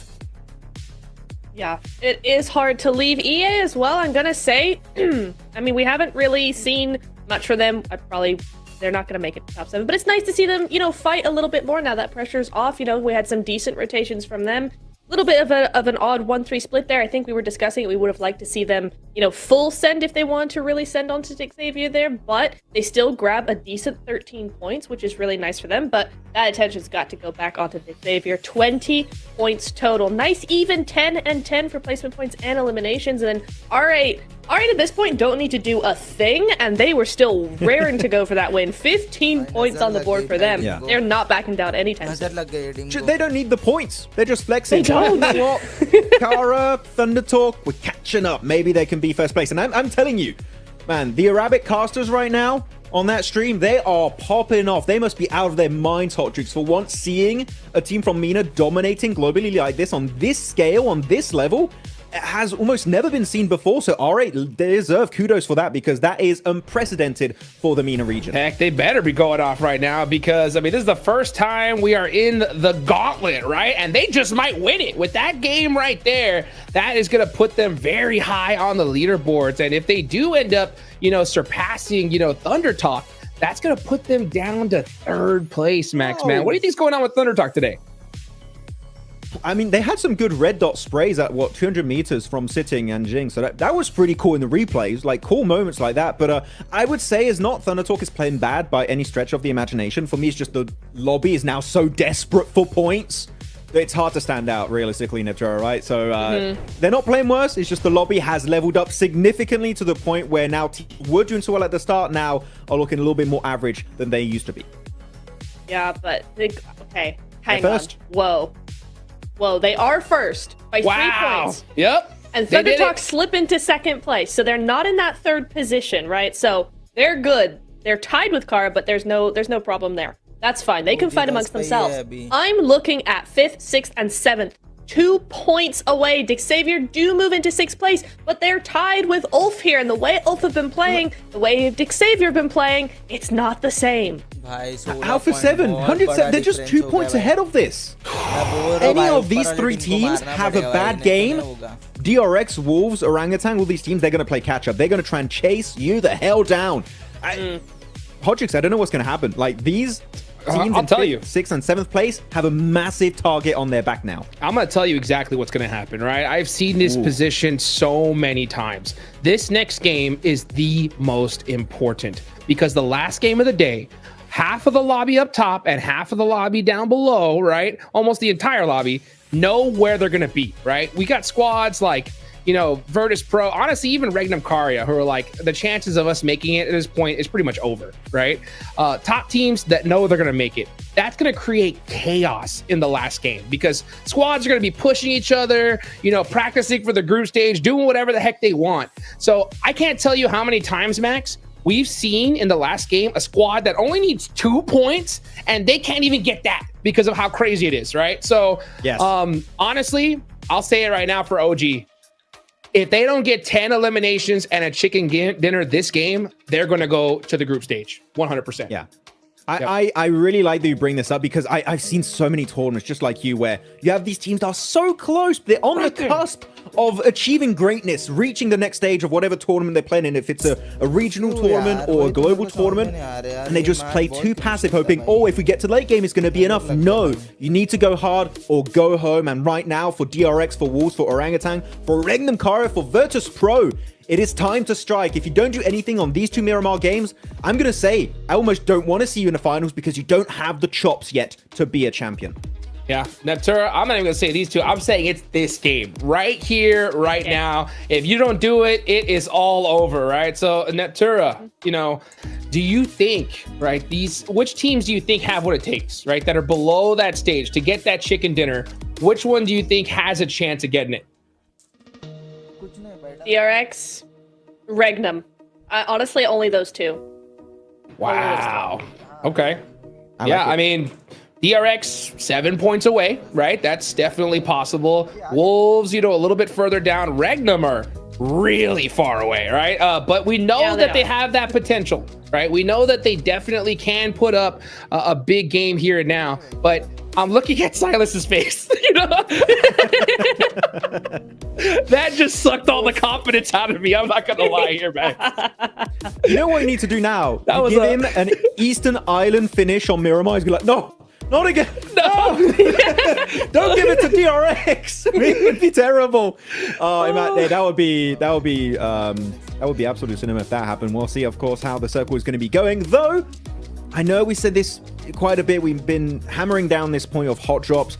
I want to bring it up for maybe the last time today, depending on how it goes. Okay. We need to mention it. Orangutan, Alpha Gaming, Shumacera. Orangutan, do you want to take that risk right now? APG, again, for me, the out-nipture of the conversation, but Orangutan, they have a lot to lose if the hot drop doesn't go as they expect. Yeah, I think it's a bit risky. We've seen them make it to the end stage of the game so often so far today. I think if they just want to tweak a few things, they could really get a big performance, and this is where they need it, especially, as you said, Jukes, right? This next game is so much more important than talking about the other 2 or like both games, because, the last game's going to be so chaotic. So I think to hot drop APG now, maybe save that for less game. Yeah, honestly, I think that OG, you have to move. You have no choice. Like if you go and land near APG, it's over for you. I mean, APG just won their last hot drop, right? These guys have nothing to lose. You saw those sprays from Zeol in the other match here, right? I mean, this is a team you don't even want to get close to right now. They got nothing to lose. And the chance of you taking out the entire squad, Neptura, right, and walking away unscathed, that's like 0.1%. So for OG, honestly, in my opinion, if they don't switch up their drop spots, they're going to the group stage. What do you think? Yep. I think it is. That's the case 100% because they do need to make those tweaks. And if you hot drop and lose, you can't make the tweaks because you're not in the game to do that. And APG, the way they've been playing so far today, they've been grabbing any eliminations that they can grab from anybody around them. And I think you just give them those free elims if you're not careful. Well, you know what? We got an interview on the stage with 7WG. I can't wait to hear what he has to say here because, man, we are in that final moments. Let's go ahead and take it on over to the stage to hear from 7. Sometimes you get blessed by the circle and sometimes teams are able to take full advantage of it. I'm here with Levi's from DX. Great performance in the last match. Now going into Miramar, that is one of your best performing maps as you're currently averaging a 4th place finish. What are you looking to do to make sure you maintain yourself within the top 7?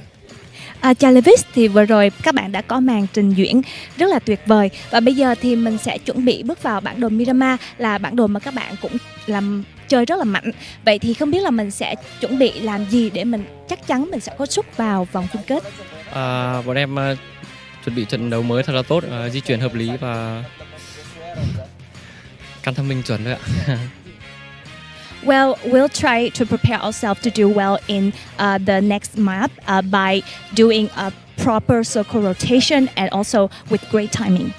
With teams now being qualified because of the way the numbers are currently working to the grand finals, are you scared that maybe some of these teams might try to target you? Vậy thì trong bản đồ tiếp theo thì bạn có sợ rằng là một số đội khác sẽ nhắm vào mình hay không? Trận đấu mà đâu biết được, gặp là bem rồi ạ. Well, you know, it's a competition. We don't know what will happen, and if we encounter them, we'll just attack them. Oh, I love the aggressiveness that we're seeing here at PMGC. Levi's, thank you so much. Back to you guys. Hey, love to see it indeed, man. We got two more Miramars, right? It's gonna be crazy to watch here. But in my opinion, it's this next match that's huge. And I kind of want to talk about what you said, Neptura, right? You know, with OG losing that fight, in my opinion, losing one player means losing this stage, right? Because if you look at the numbers, Max and Neptura, tell me if you agree or disagree. In my opinion, 20 points is the minimum OG needs, at the absolute minimum, right? If they get 19, they're not making it to the grand finals. What do you think about that? You mean for this one game or this the game? Games combined? This next game right here and now. Ooh. It's a high for orangutan. You mean? Yeah, we're on OG. That's right. We're on OG. That's right. Yeah. We're on OG. OG. I'm saying OG needs 20 points in this game to make it to the finals. Make it 15. Yeah. You think I 15? agree. That's crazy. 15 No way. and you can still make it in the last game. Like 20. I mean, if you want to make it now, 20 points, then yes. Yeah. But I 15 disagree. would be enough to be like in a position where you could still reach in game 6 of today. I Just feel disagree. the way they've been playing, Okay. it's not going to mean 20 points in one game. They can't bring it out like that because the way they've been playing is not really led up to that, personally. The reason why I disagree so hard is because I thought I was being conservative at 20, right? In my opinion, I think it's 25, right? Because they're 24 behind. They're 24 behind Ulf, okay? So you have to hope that Ulf gets no points, right? DRX gets no points. Wolves gets no points. And still put up 24 points in this next game. So in my opinion, it's 20 or it's over.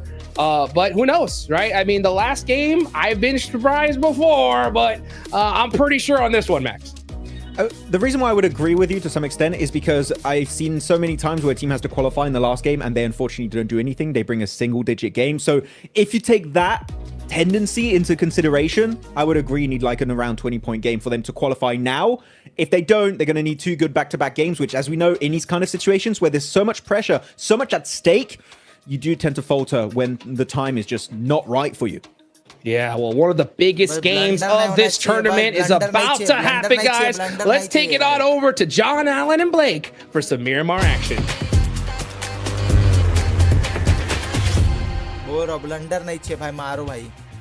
Hey, we all know bigger is better. So, of course, we're going from Regal to Miramar, the bigger of the two. Not quite, it's got the same landmass as Rondo, but it's still plenty hefty to close down this tournament blank. The gauntlet is just around the corner from its finish line. We are going to be stretching our legs here into the desert from the south side, all the way up to Torrejomada on the plain path. Our teams need points, and they need them now. Yeah, as the penultimate game of the day as well, this is sort of the one that is make or break, right? This is the one where you either leave an opening for a team underneath you to strike out in the 6th game of the day, or you could close it all down right here and now. There's always that chance to happen. So this is a very, very important match, as the guys on the desk were saying, to make sure that you get those points. There are several teams battling it out for that 7th place position now, and everyone wants a piece of it. North America, South Korea, Xavier looking to hold on strong. Let's see exactly who comes out on top in this game. It is very, very fraught among several of our teams there. Keeping an eye out for any hot drops, see if anything boils over. If anything's bubbling under the surface. It looks like we're going to be okay for now, but the plain path was on the east. The circles even further. Southeast side over towards Puerto Paraiso. On that southeast edge, east of Los Leones. Impala as well, a feature on that north side. a really hard shift on the circle here. Right on the boundaries as well of the map itself. You got this high ground that sits down towards that southeast side. Impala, like you say, a bit of a big feature there, but we'll wait and see if the circle heads over that way. Zone 2 is going to be the big one. Question is setting yourself up for success in this game. We get to take a look at the leaderboards right now with Ulf currently in 7th place, tied with DX. They are right on that boundary that we talked about earlier, John. So we have had a sudden uptick in certain teams looking towards the top side of the lobby. So that cutoff could be much higher than we initially expected. I mean, yeah, we were talking about it being on average 113 across the regions. I thought it would be a bit lower. I felt like that might be the case, but I was wrong. I had 105 locked in as my guess, and it can only go up from there. In the next 2 matches, you expect it to be going up from there as well. It's difficult to say where it's going to fall, right? But if you're over 120, you're feeling safe now. Exactly. I think Kara, Underdog, R8 in a really good position. Even Mad Bulls, I would say, at this point are really quite hopeful for their chances. It would... It's sort of impossible to cut them out. Sort of being the operator there. But Wolves going to move on. And they certainly need to in 9th place. 96 points, just 2 points behind DRX, but a hefty amount of points behind Ulf and DX right now. Again, it is that inconsistency that's come back to bite Wolves as well as DRX, with both teams not really having massive games, but being able to put up points here and there. And I think Ulf as well as DX have proved to us that they can get these big chicken dinners, have these strong matches underneath their belt. And that is the clear differentiator between all the teams in the top 7 and some of our teams underneath, is just all of those squads have had a massive game during the gauntlet. Yeah, it's necessary to at least flex your muscles here. Even if you're keeping 1 or 2 things back, I mean, do you need to keep it going? It's unfortunate that Thunder Talk weren't able to really put down a legacy going into the finals with their performance in the first day repeated, or rather not repeated, in the next days. They were head and shoulders above everybody else, but they now have 2 peers right around them on those points tallies, and R8 at the top. It is a real good time to be a MENA fan. And R8 very happy to be there. Only 3 points ahead though, so it's not comfortable. It's really not. I mean, you'd like to be a little bit further ahead than that come game 6. Alright, haven't played too badly here on Miramar before. DRX themselves set up quite nicely early on towards the south side, just the west of Puerto Paraiso right now. There's a lot of options from this area in terms of rotates towards the high ground, even swinging back around to Los Leones if we end up heading there. It's a bit more tough getting towards that north side, towards Impala. Certainly doable with vehicles, but I think for DRX this is a decent beginning of the match for them. Looking at what they need as well, they do need all the help they can get in that 8th place spot. Wolves as well, making moves, but they're in Monte Nuevo, a long way away, a long road ahead as teams start to collapse. We're just under 3 minutes away from getting that next zone pop. We'll be seeing where on that southeast side we're going. Are we going to get a Los Leones finish to make things all the worse for the teams trying to crash into the top 7? OG getting over towards the central position nice and early with this one. Circle does favor their drop spot here, which is lucky as well. They drop away from APG, not wanting to take a fight towards them this game, and it actually benefits them in a big way. Just towards the west of Impala, trying to get over towards that hillside. No one's really spotted them out yet either, so they are slowly but surely getting into a strong spot to set the rest of the game up for themselves. Thunder Talk even heading far down on the eastern coast, picking up Longhouse. Yeah, playing with that overlook onto the islands out to the east side, Blank.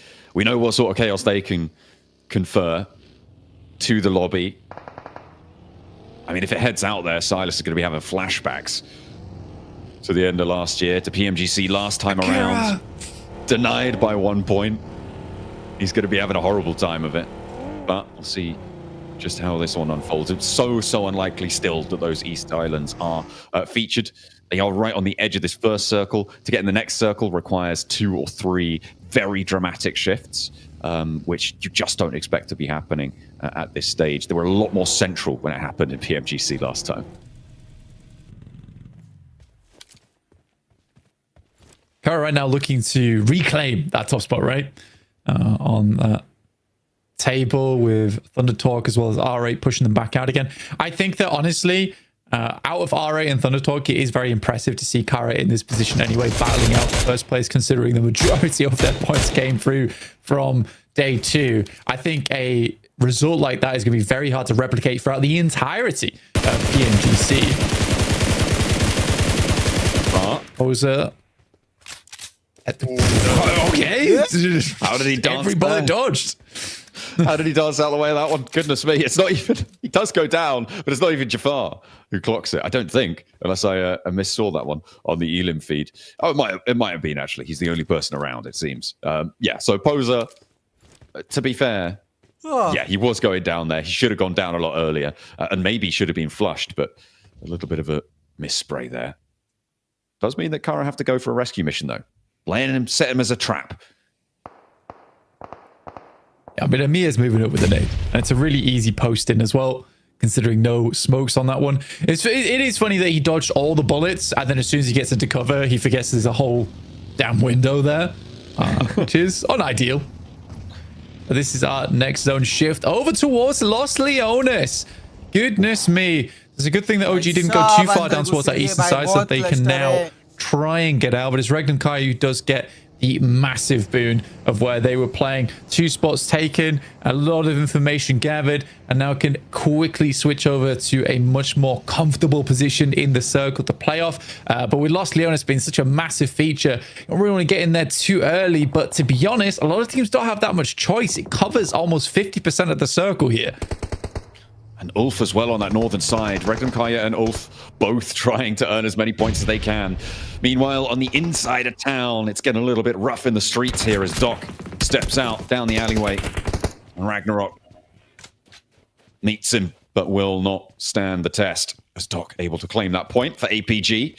They still keep earning points, Blank. They're definitely not making it, right? No, they're not making it, right? And again, it's like 2 20-point games at least, if not more. Surely not. So no, and on top of profit, GS moving over towards OG's position. Aru in the background right now, watching through, but doesn't have too many great sight lines through the warehouse versus GS. Might need to relocate downwards. There are nades being flung backwards over towards GS. There is some doors that Aru can send shots through, but they are somewhat avoidable. All in a singular building. The GS, I would probably put these guys on equal power level right now. We'll see exactly how OG wants to play this. I mean, we saw Jafar whip a spray earlier, so maybe they're not feeling so hot. And look at QXZ as well up on the high ground for DRX. Could potentially be a third party there. Spider-Man's playing in Los Leones. Oh, no. Hang on a minute. Take that back. I hope that's not Spider-Man, because that's looking real Spider-Man. Was it Spider-Man 2 where he loses his powers? It's like that. Yeah. Yes, Baigan. My boss makes a great point. What? Hello? He says that, you know, we did take into account we have Rondo, which does inflate point scoring, which is why it hasn't really dropped down to where we expected the points cutoff to be in 7. Wait, who said that? That's our boss. Oh, yeah, no. The analysis I did was only with tournaments that used Rondo specifically with this map rotation. So it is still 113 average expected, and I was expecting lower than average. Exactly, but again, it's like, I think the variance from Rondo is the weird thing, isn't it? Is the yeah, that's true, but yeah. I mean, you can only do so much. I agree with your statistics, 100%. But it is on all of the maps, the statistics can paint a very clear picture. I think with Rondo, it's a little bit harder. It's true. Although there is only 3 out of the 18 matches.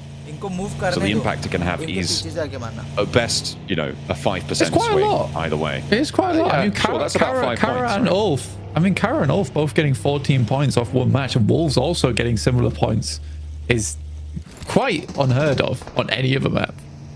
Yeah, okay, fine. All right.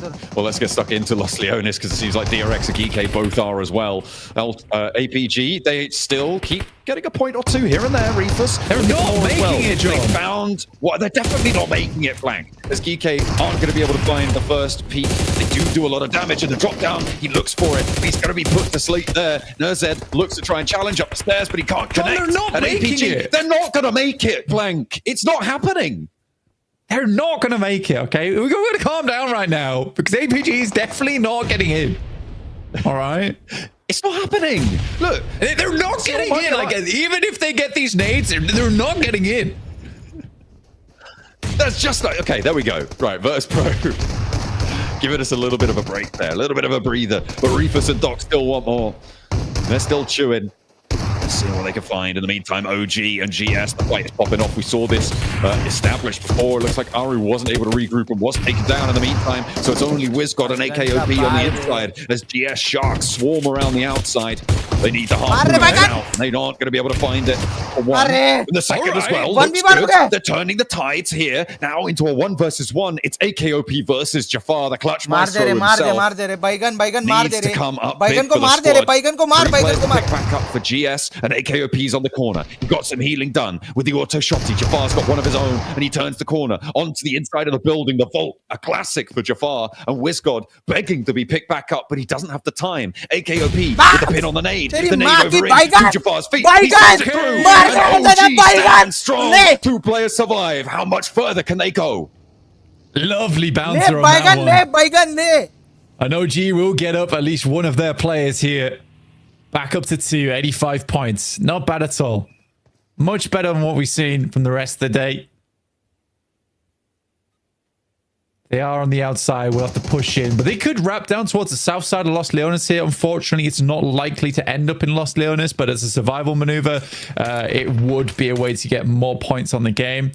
But again, as 2 players, they need to still put a fairly strong fight here to get in towards top 7. Absolutely necessary for them to be a little bit longer on the stride to the pack ahead of them. And with 2 players, that ability is severely diminished. Can't really go for too much now. I'm still waiting for Red Kaya to start to pop off this match. In any match, really. It's just not come through yet. बैगन के बाला इतना मारने भाई. Walk on cam. Shot over towards Kara. Kara have already done the job. Share with the rest of the class. Then again, serve Thunder Talk. Just earn 1 or 2 extra points, sure. Challenge for that top spot against R8. But they sure as hell don't need them. Not like the other teams. Lower down on those tables. So everyone's starting to move. Kara crunching in on the east side. Regnum Kaya looking to try and take control of the hills to the north and Los Leones. It looks like we're not heading into the city fully for a finish. No, again, we moved a little bit towards that north side, which is why it's never really advisable to sit in Los Leones center. We are heading over towards the silos on that northern edge. We have the valleys that cut through here. Fair bit of high ground still to work around. Open area towards the north. No one's really taken up that compound just yet either. And 11D still being in play as well. We haven't really talked too much about that, but E-Arena is currently playing in that position. With Thunder Talk having oversight, Mad Bulls do guard the exit too. So the gatekeepers are in full effect. They managed to sneak their way past the Regnum Kaya blockade on the east side. They're now in town, ready to hit the dance floor. See if they can dance their way up the tables too. With 4 elims so far on the match. They need a little bit more. E-Arena on the north side. They're moving around the Labadita crater that is just in, but it's getting slowly pushed out. And the Mad Bulls sit just over that ridgeline. They're ready. They're waiting. Yeah, Mad Bulls have a strong spot here, ready to hold out both Thunder Talk as well as E-Arena. E-Arena knows that as well. They have to expend utility to make this happen, but from what I can see from Joker, there's not a whole lot on them. In terms of smokes, at least. The nades will be useful, but you got to get up to the building first. And that's the difficulty. Certainly will be tricky. Ooh, a knock over to DxSavior out on the west side. Of course, Alpha 7 and DxSavior pretty neck and neck here. Both looking to solidify their position. 5th and 6th on the tables. Paragen tries to step forwards, but Revo has the corner, has the shutdown as well. Carrillo needs to heal, so does Revo. And now the rest of DxSavior need to strike, but where are they? Nate on the upstairs, Lambor's repositioning, and they are going to get overwhelmed if they don't do something soon. Brisal's cut off a little bit from Obscure, but they need to find more now, Blank. That they do. And I mean, for the time being, this is looking very rough for DxSavior. Lambor seems to just be sending away, which is the smart decision here, I think. I'm pretty sure for DxSavior, they realize all is lost in the building. Get Lambor away, potentially get a couple more points, because that's all DxSavior really needs. Couple more might do it. Nate goes down. Alpha 7 want to secure themselves that 110, and they push themselves over that boundary that we were talking about towards the start of the tournament. A 7th place still sits at 105. Thunder Talk now challenging Mad Bulls on the north side, as they have taken that fight to them, but they don't need to. With the circle popping down to the south, they could disengage with that knock. Now might be the best time, but they've lost one of their own to a response nade from Tulika. So from Thunder Talk, 3v4 here going fairly well, but there is a shot from off in the distance from CEO, who continues to burn through teams. AJ barely getting away from that one. Joker able to pick up one elimination. CEO still going. Sending shots over. Wow, in the meantime, Thunder Talk going to crash on in. They're going to get away from the ridge line, but it's not going to be pretty inside the longhouse there. Steps out, crossfire, Pusher looks for more, and Thunder Talk fall. They will be eliminated here, and the Mad Bulls, again, looking to continue that solidification process. E-Arena now crashing in to try and third party, but once more, they're just too late.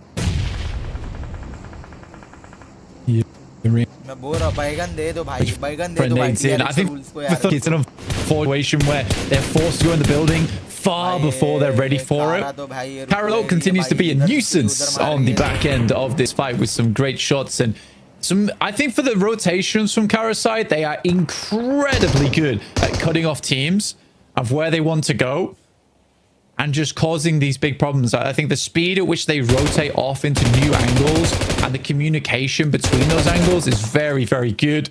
M249 barking over towards the Mad Bulls right now. Flip last remaining inside the building is getting low very quickly as stage 5 will hurt. He has to step out from behind this truck at some point or other, and immediately he's torn to pieces. Question is, who got the point there? Looks like CEO was the one to snaffle that away. Nice stuff. Kara, take that first place spot back.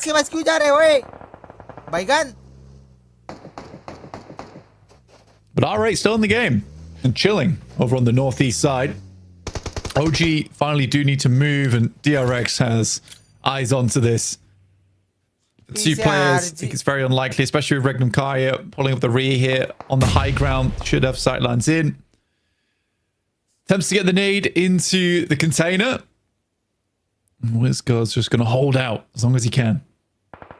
I mean, hiding in these crates is probably one of the better options that they've got available to them at the moment.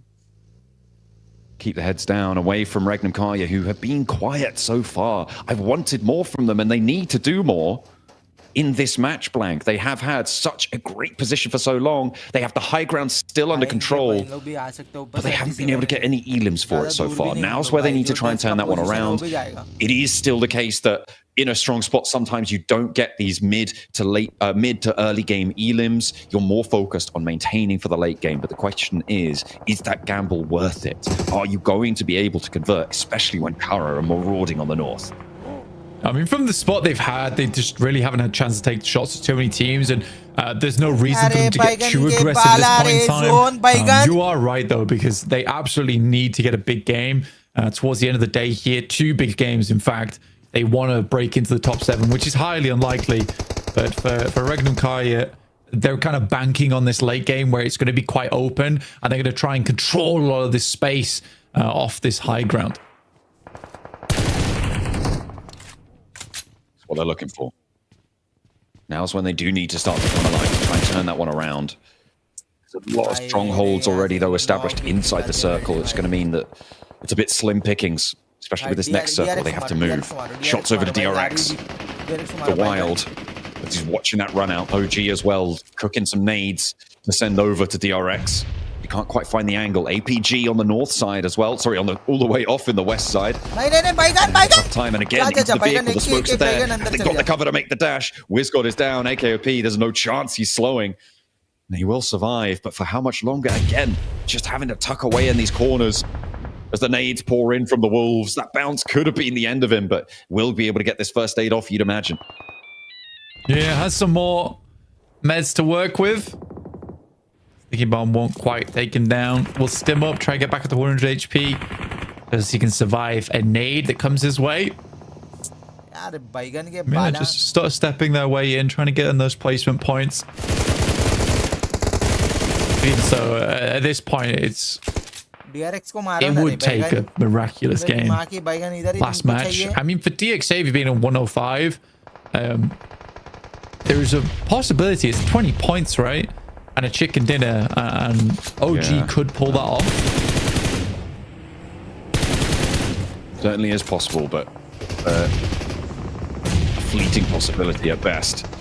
Grenades start to bombard out and take points away from the lobby, or get away from teams that need them.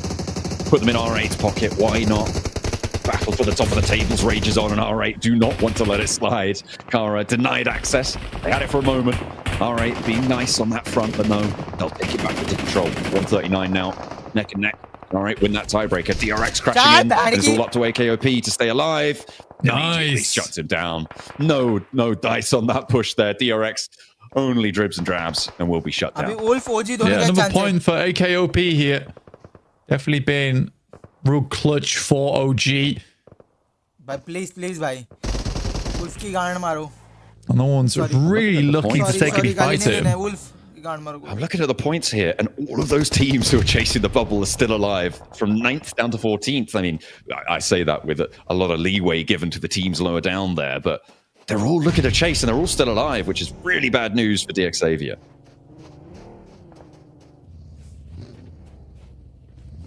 Yeah, for DXAVIA, it does look worrisome. I think for the Wolves here, though, there is a good chance for them to set themselves up for this last game. At least put themselves on par with DXAVIA going into this final match. It's a bit of a difficult run out. Regnum Kaya will pick up the silos. Oh my god.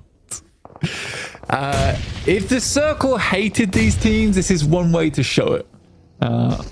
Playing off this is really rough, and I think for Ulf actually do have a very strong spot to continue playing from, but they need to cause damage and cause chaos and carnage around the map here.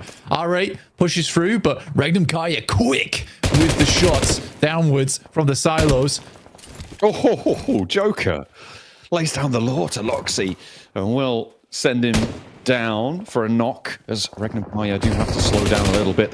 Regnum Kaya up to 3 elims now off in the distance. Dead Wolf getting knocked and flashed to Ulf on their high ground hilltop position that they've held for a while now.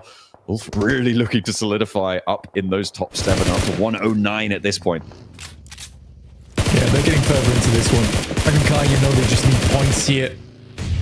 R8 repositions inside the building off the left-hand side, and still, Wolves have done nothing about AKOP, unable to find these nades across, and AKOP is going to send one of his own. Whew, felt like it was close. I felt like that was bouncing correctly. The zone, though, is pushing in blank, and it will move everybody out of this area. AKOP wants to spot the run-outs, maybe get a flush or 2 if he can. That would be a successful salvage. Regnum Kaya slam down the hill and immediately into the meat grinder. That should be it. That should be them done and dusted. No chance, really, of them getting into 7th place on the next match. It's just too tall of an order. AKOP gets 2 on the nade. Okay. Over towards Wolves. Wait, what? Coops goes down. Did he take them out solo? What? He did. I wasn't ready for it, but oh my goodness me. AKOP now has Catch to deal with. He's heard the chicanery around the zone, and all for actually putting a lot of people over in this area. AKOP dashing, more points than we thought he'd get, and laddering up another place. 7 elims, Blank. That's going to draw them up from 90 points. That's 15 points behind the bubble right now. That is so doable. Incredible stuff. And it just shows that OG can take fights. I hope that Fuji doesn't take them going down to one singular player and just having that nothing to lose mentality to go for it. What a nade from AKOP though over the top. And I think he hit an initial Molotov as well, which was crucial at delaying the guys on Wolves. And that does put Wolves in an awkward scenario now. Yeah, it's going to be in ninth place there. God, that race is not getting any easier. Although it's good news for DXAV, who hold on to 7th place for one more map at least. I'll have to give it a good go next time around. Everybody else really chasing for solidification spots, and I think Alpha 7 and Ulf will have done enough to beach secure now. No one really going to be able to chase, and it's one spot up for grabs at this point going into our final match. The arena, some more shots, and Murray will go down as Ulf once again is just pumping points, and for Ulf this is the type of game that definitely just puts them a spot where it's going to be very difficult to push them out from top 7. Alpha Gaming similarly wants some more points off the back of this one, leaving it just to DXAV being that wall guarding between them and other teams underneath. I think if you get to about that 120 point mark, that's where it's very tough to catch up to and would require an insane game from very particular teams. Certainly would. It starts to become more and more impossible as time goes on. Virtus Pro looking to try and take down Ulf though, and that might make it a little bit easier for the teams chasing if Ulf go down, but they're not going to go down without a fight. Surely not, but Catch now the last to stand as they do get torn apart. Of course, it's R8 chiming in, now up on 145 points blank. They are starting to accelerate away from that top pack that's been neck and neck for quite a while, and Ulf go down. 115 locked in on the points tallies there. Alpha 7 looking to continue their ascent as well, closer to that 120 safety zone. I mean, alright, they have gone from strength to strength in the past. I mean, I remember when this team felt like a bit of a footnote in some of the tournaments way back when, but they have just stayed persistent within the scene, and coming out now just swinging like this is truly incredible work. Ida will go down to Malloy off a nice nade, but a nade doesn't quite bubble just over the top towards Malloy to get the re-knock. More damage over the top now. These air bursts are pretty good though coming through from VP. That should be the finish. At least one, leaving just Marth now alive behind the rock. Pushes up, needs to get the heal first. Alpha 7 capitalizing. This should be an Alpha 7 chicken dinner. Virtus Pro crammed into a corner here. The numbers advantage is there. Aragon able to do the rest of the damage necessary to take down R8. Maybe Virtus Pro could turn around now. Alpha 7 not fully in position yet, but they will establish as time goes on. Revo steps up, and he will be able to find the first. A second with a DBS. No, not quite. But the turnaround for Carrillo is there, and they trade it off. Alpha 7 really want to stay in the top 7, and they will be able to do so. A chicken dinner in the penultimate match. That's how you lock your spot down.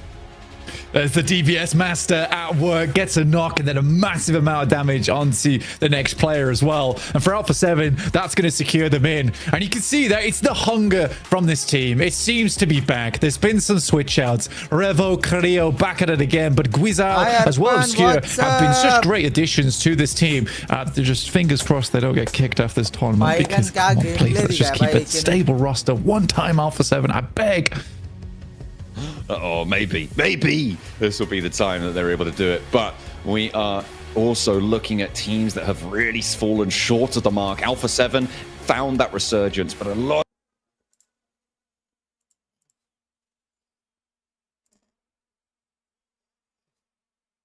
भाई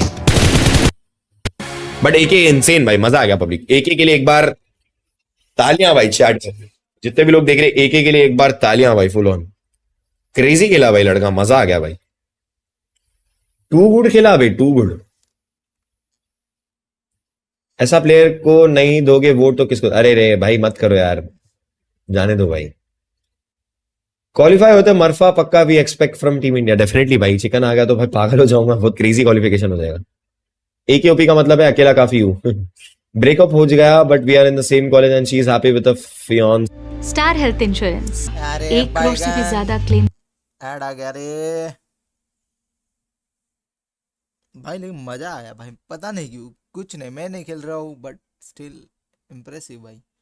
मैं नहीं खेल रहा हूँ मतलब favourite team भी ना खेले ना. AKW दे रहा है भाई वो. टोजी भाई थैंक यू तो 40. अरे प्रेशर रे, इंटेंट और वो प्रेशर भाई. गाइस 100 के लाइक्स हो सकता है क्या? 100 के लाइक्स हो सकता है public?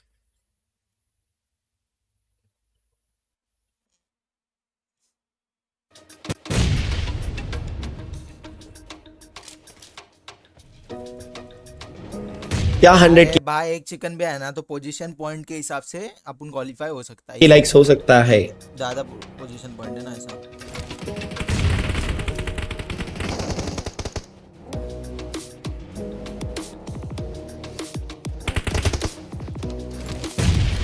Last match still hope भाई. देखो डेफिनेटली होप है पब्लिक, मिरेकल हो जाएगा चिकन मार.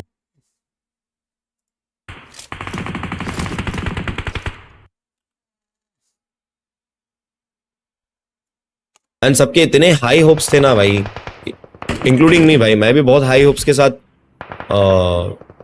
ये किया भाई कि भाई ओजी करेगी कुछ खतरनाक. बट ठीक है, ग्रुप स्टेज में करेंगे ब्रो. ऐसा नहीं है कि मैं होपलेस हो जाऊंगा भाई उस चीज का भाई.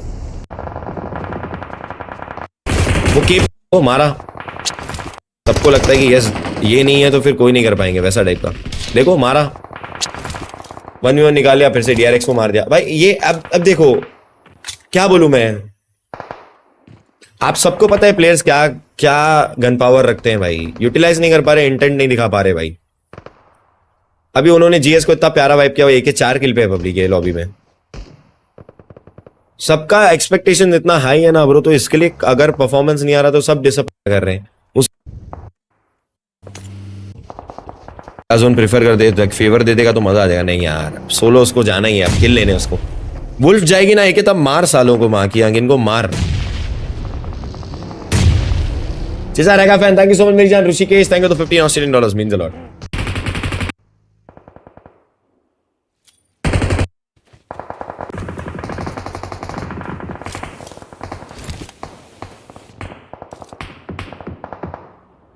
लड़कों को बोलना चाहिए था stay calm and be yourself. बोला है रे, बोला है. गाइस जितने भी लोग देख रहे हैं एक साथ सारे लाइक एंड सब्सक्राइब मार दो यार. Everyone watching make sure you like and subscribe. OG ने अपना रियल गेम नहीं खेला, प्रेशर में फाइट अवॉइड की है. एज यू सेड इंटेंट दिखाना था और डू और डाई जैसा जोन ना मिले. ठीक है, फाइट लेके मारे एंटी. हाँ ना यार, थैंक यू तो 100 यारो. देख देख मार, वहां क्या अकेले मारेगा मनमित्री, घुस मार. दाल मोली जला, देख भड़कोगी जली जली जली जली जली. चलो AK निकाला, और यूटिल रहता तो वहां क्या मजा आ जाता. थोड़ा और यूटिल रहता ना AK पे, मजा आ जाता भाई.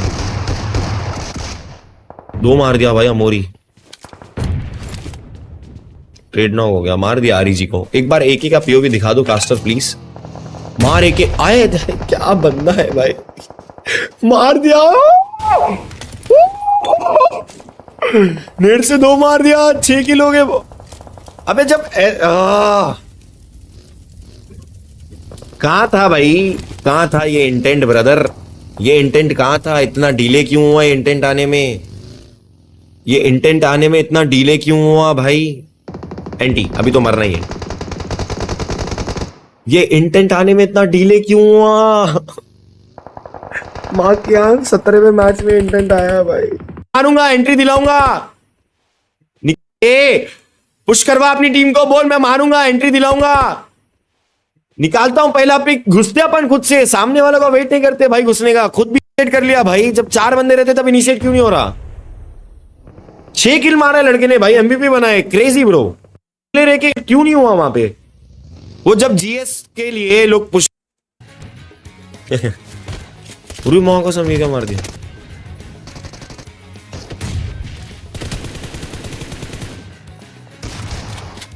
क्या लगता है प्लेयर्स अपना गेम प्ले रिकॉर्ड कर रहे हैं. नहीं आई डोंट थिंक सो ना. मुझे पैसा दे दिया M249. अरे मां कसम पागल हो गया इन्हें तो. M249 4x चिपका दे रहा. M249 3x चिपका दिया. ये तो गिरना था. US में तो मैं पहले ही बोल दिया था कि US में गिरना ही था. आहा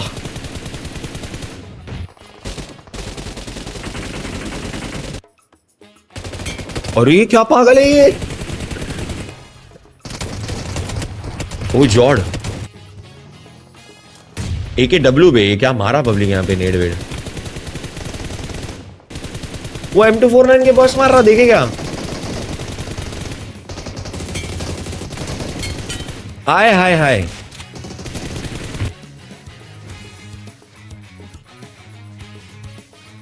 A7 कर गई क्वालिफाई बैगन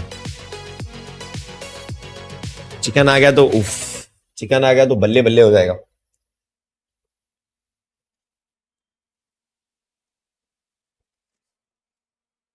जैसा कोहली भाई आपके लिए वैसे आप मेरे लिए thank you so much Pranav यार मींस अ लॉट यार प्रणव कहां पे था रे बैगन A lot of teams that game needed a lot. Dinner is exactly what they needed to make sure Brazil is present at the biggest stage here for the Global Championship. That's right. Hit that stamp, book that ticket to the grand finals. That's how you do it right there. I mean, Alpha 7's rotations, they're absolutely one of my favorites to watch because they can pull out a chicken dinner from the most crazy spots. You saw them land so far in the north, and I love that graphic because it shows such a difference from the last game, right? Xavier, they got into that spot so early and they just sat there all the way to the win, but A7, they're so good at that edge style play, Neptura, right? I think when it comes to playing from the edge out, there's nobody that does it better than Alpha 7. What do you think? Yeah, they certainly have the most experience into this, and that experience is paying off. There we go. 123 points. They are unstoppable now. No way they can drop down past that 7th place. But you see R8 continuing. I mean, they had a really good game again in this last game, right? In this last Miramar. So another good game, just making sure that they're solidly on that top spot.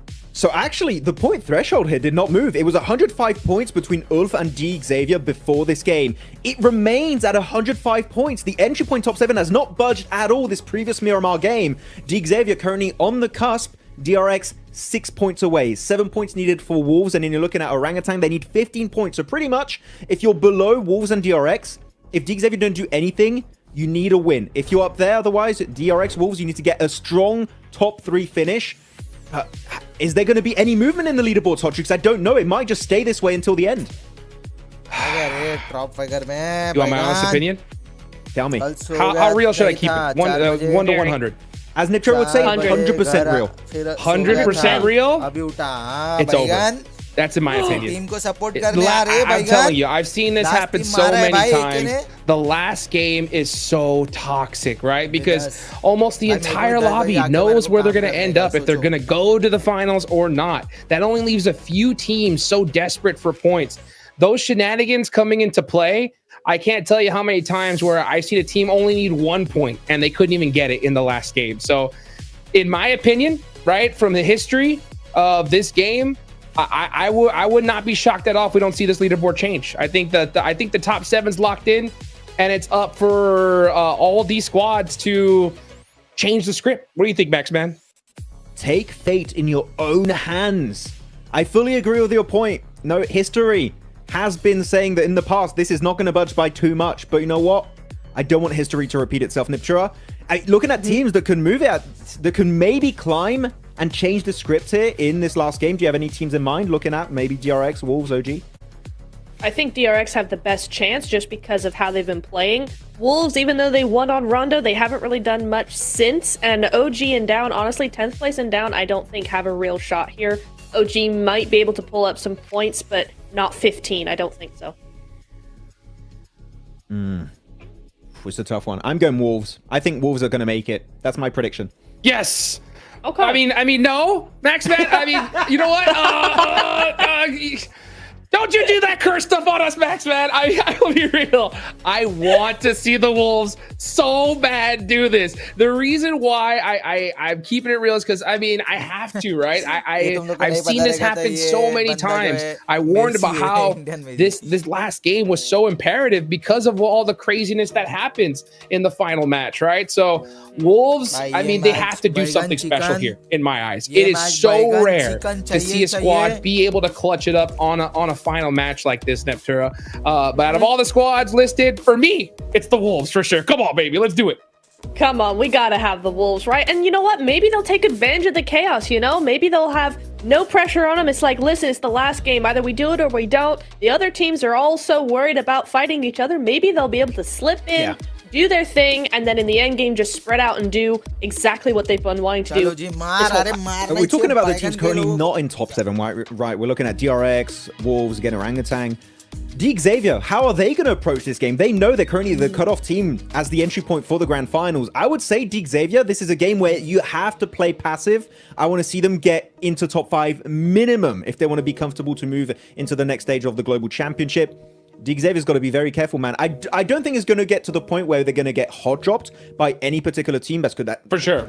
That's way too risky. But at this point, Xavier, play it slow. If you're not in top 5, for me, they might just slip out of top 7. Man, you know, looking at this, and I'm of teams that could change the script, Natura, right? DRX 6 points away from Xavier. Wolves, 7 points away from Xavier. Okay, and that is if Xavier puts up nothing in this match, right? How about a little prediction? Right, last match of the day. Let's deal with some predictions. For Xavier, in my opinion, ULFA have made it, right? I think those are the only 3 teams at play here, right? Yep. How many points do we need to see Xavier make in order for them to secure their spot in the grand finals? What do you think? How many points? Yes, how many points? For Xavier. DRX. Xavier, at least 10. At least 10. Well, you know what? Let's see what happens here. But before that, we got a nice interview on the stage with the 7WG. Welcome back to a quick report with the 7WG. I'm joined by none other than Rebel. They just got to win and secure your ticket to the grand finals. Besides securing the ticket to the grand finals, what does that win mean to you, Rebel?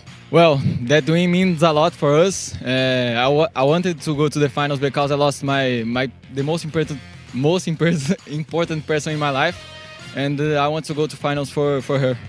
Well, you're definitely going to be able to do that, but now there's still one more match left. There are some teams that are currently struggling, like DRX, Wolves, that beat you in Americas. Are you looking to maybe make it a little bit more difficult for them to make it into the finals?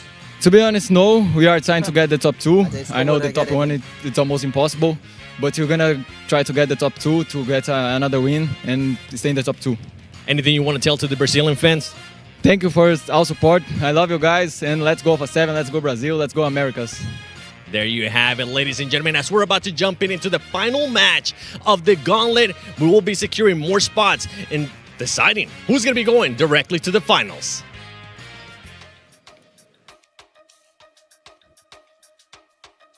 Well, I've held off talking about it because, you know, I was waiting to see what Revel would say about the situation. But for those of you guys that happen to follow him, he did end up losing his mother very recently here. The fact that he's playing and performing at the level that he is, I am so incredibly proud of him and what his team has done so far. So, I mean, Alpha 7 had deserved this spot to the grand finals, and I'm glad that we're going to see them there, Max.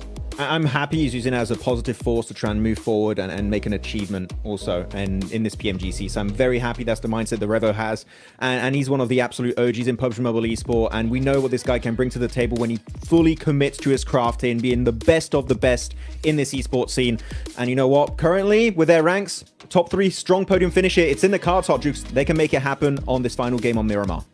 Well, you know what? There's 3 teams that definitely need to make it happen. That's Xavier, DRX, and the Wolves. Who's going to get that last spot to the PUBG Mobile Grand Finals live in Bangkok, Thailand? Let's take it on over to the casters for the last time. One more chance here to put the points on the tables when it matters most. That direct qualification spot is the goal of every single team in this lobby now. It looks all but set that 6 of those tickets have been booked. It is that 7th wildcard entrant that is still up for grabs. We'll have to wait and see until the end of this game. One slot being available does make this a rather exciting prospect. For a few teams underneath, still chasing. Still a chance for OG as well. It will have to be a big game. Group stage से कब से चालू होने वाला है? कल से? मेरे को पता नहीं ग्रुप स्टेज कब से चालू होने वाला है. मैं टीआर भी है ना, इसीलिए मेरे को ट्रूली, पर उनके लिए भी तो सपोर्ट करूंगा कि नहीं?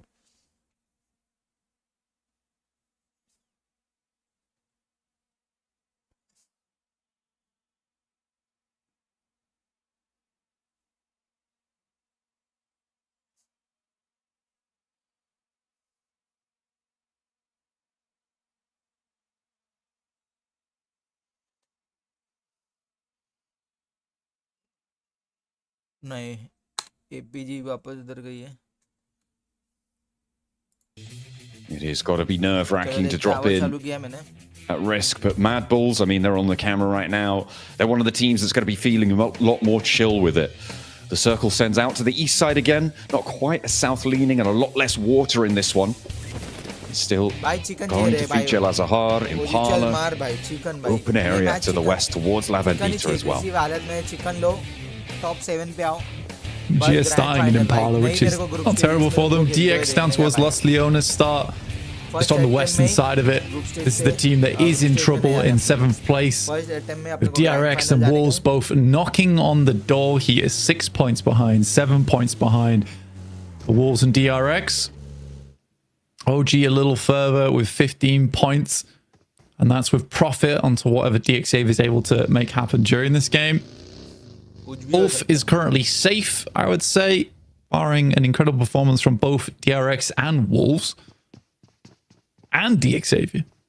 So it take a lot. Wolf ने भाई कमबैक कर लिया भाई. उल्फ टर्किश की जो टीम है ना, जो 6वें पोजीशन पे बैठी है भाई, उसने कमबैक मार लिया. इसकी वजह से उतने ऊपर बैठी टीम इन्फिनिटी को कब. But that's what these teams here, every single one of them can deliver, right? Even towards the bottom, we saw Geek deliver a chicken dinner during today's games. It is a set of championship teams, right? It is every single one of these teams. Shorts में जाना, shorts में जाके shorts देखना कल का. The best in the business when it comes to PUBG Mobile, and that's what we're witnessing here. Those Titans taking one another on, and it has been exciting. A treacherous road for many, as those 7 places loom over them, a big threat.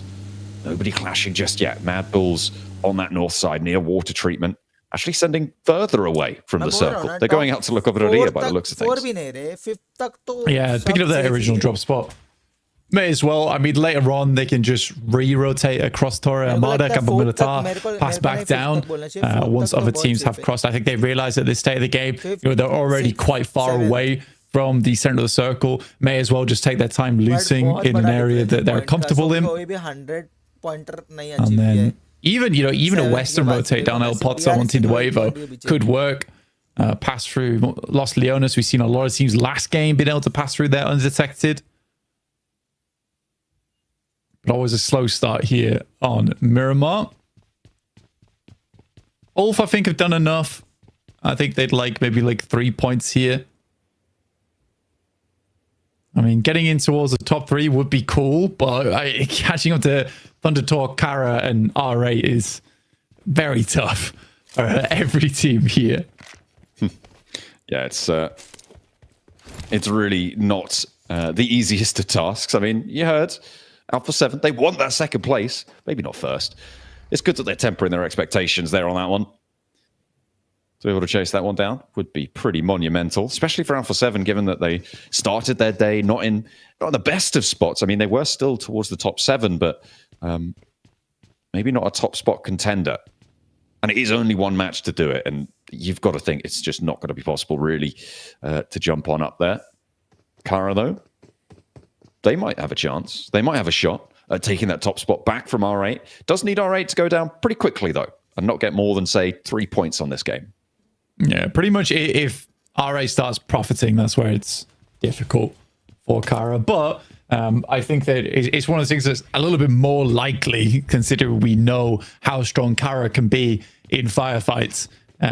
They're more than capable of putting up those elimination points, which is the thing that will tip them over the edge into first place. They're already quite central, but just sitting around Thunder Talk at the moment.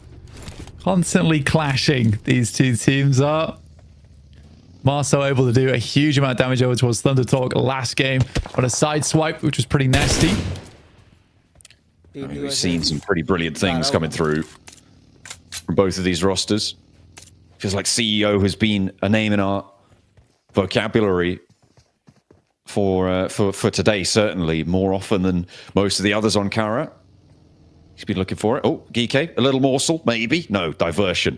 They're going to separate, extricate themselves. And actually, Thundertalk folding back. I mean, that just shows what we were talking about before, those fundamentals. We're not going to get cut off. This could be a whole team rocking up, trying to go for a crash. They're not sure it's Geeke. They might have an inkling. You can never be sure. Oof. That is in the middle of nowhere, so it should be resible, but still. Kara now turn their attention over towards Geeke themselves, and Marceau sees the UAZ just too late and immediately is flushed away. Kara lose a player. For Geeke, getting up to a 60-point margin would be nice. Set themselves on par with 15th. You know, leave with their head held high. Not the worst of the bunch, or just the worst at the bottom of the table. And there's Ed going down.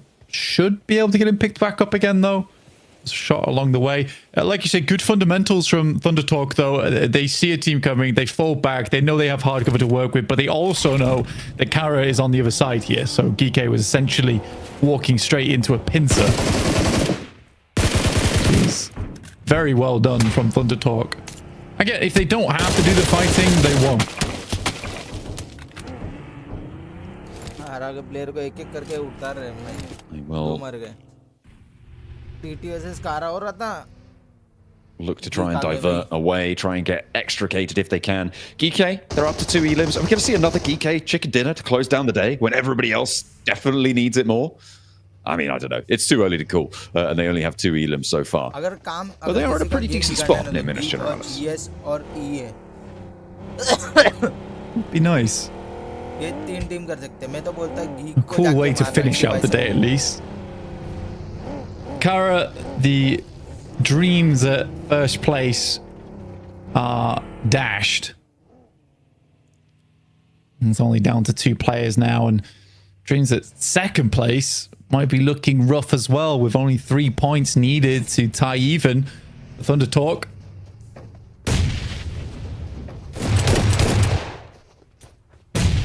Moves forwards, sighting with a nade in response. Doesn't tag on, but does keep him inside the concrete. A little bit of a bold switch around there to go to the other side. Very exposed, that open wall, but looks for the challenge. Doesn't connect, really. And his teammates now moving up, using that cover and fire to establish a little bit more of a forward position. But the nades from Thundertalk get to really have an impact. We'll see if that can change. The healing needing to come through as well. The sighting goes very, very low. So does King as well. And Ragnarok does go down. He has been spotted. Sighting got that healing on board, and now he steps in with a shotgun.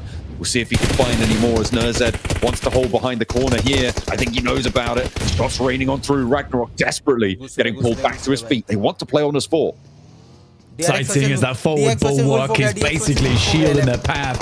But it's Wolves and DX. DX targeting the team, directly chasing. Doran's already down. Paragin's on the sidelines, using the vehicle to get more of an approach on this one. Paragin looks to enter. Coops gets knocked out. North America's dreams are being dashed in front of our eyes. Dastardly DX Xavier on the hunt here. The Wolves are the target. And now just Igor remains. A nade. Anything would do it. Virtus Pro might be bearing witness to them. But they will put those nades in the building. You've got to imagine that this is going to be done and dusted for the Wolves. With 4 players from DX Xavier, they'll know who they have on their doorstep. They'll know what is at stake here. They will confirm this. In they go. Lambor in first. Nate as well. Hopping around the corner. The Molotov to burn them away. And the Wolves fall. They will not find their spot. NA's dreams burnt to a crisp. DX now only have one other team to worry about, and is DRX. Alpha 7 though, a great initial nade. Swipes away the shield that has kept the Vanguard strong for Thundertalk for so long in sighting. Revel around the side of a nade, sends it over the top. Doesn't get too much damage done. The DBS in hand, we know what a monster this guy can be with it. You've got Kara, you've got Alpha 7, you've got Thundertalk, you've got R8 all in this area, Blank. It's a battle for the top spots. The podium beckons these teams and they want to fight for it. They're out for blood and Alpha 7 will be denied. 4th place, not locked in, but they will not be able to ascend towards the more top spots. Let's go with that. Kara going to be trying to change the tune of Thundertalk and take that 2nd place back away from them. King remains on top of the throne there versus Alpha 7. Not to be outdone whatsoever. The nades are starting to flow through, but who's this? It's R8 looking to finish off both the teams in 2nd and 3rd place. The one true king does appear here on our screens. It's R8 looking to finish things out in style. No usurpers here. R8 looking to reign supreme over this fight between the top dogs of the lobby. The Mad Bulls may have an outside chance here to leapfrog quite far, but they are just to the north of this one, Blank. They're in the similar sort of area. They have to push south as well. Maybe this is their time. Maybe they get a chance to jump up to that podium as well.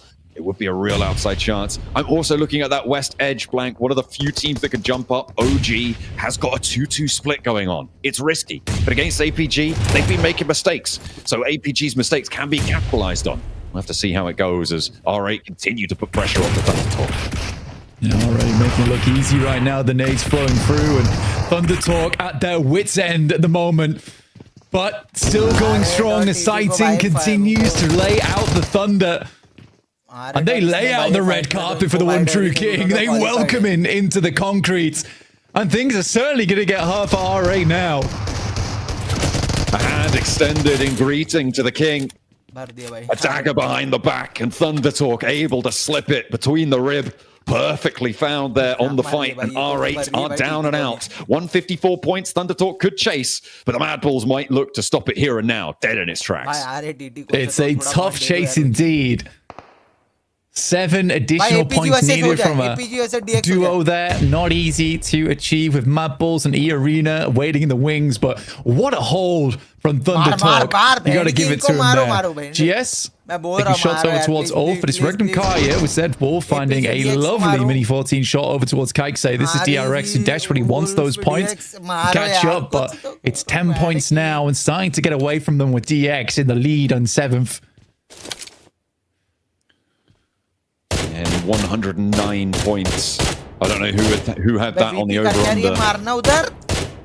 It can only go up from here, and DXavier on that southwest side.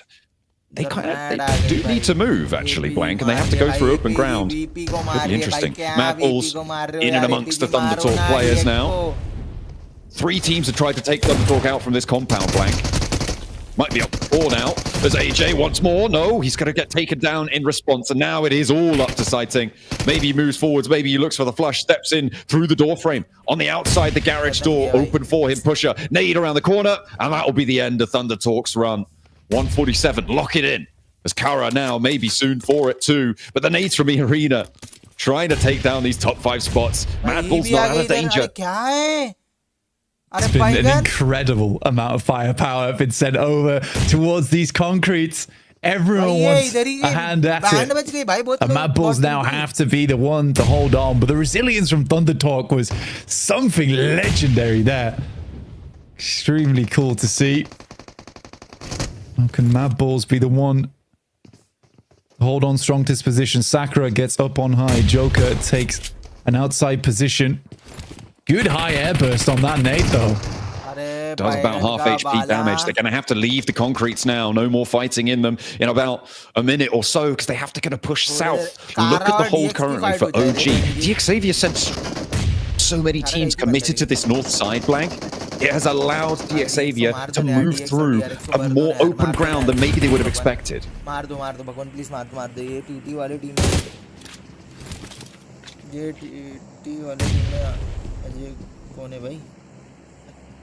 couldn't quite believe they made that push in the first place.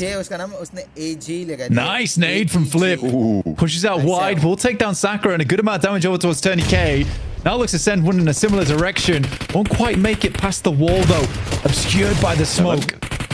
on the corner, turns it, and will be able to find the shot. The shot down to the rooftop as well. Lemon is on the hunt. He's squeezing him, and it is going to be Arena getting shut out of this one. No way did Lemon make that dash. He is unscathed as well on the outskirts there, but the blue zone, it pushes. They need to move fast, and they need to make a decision quickly.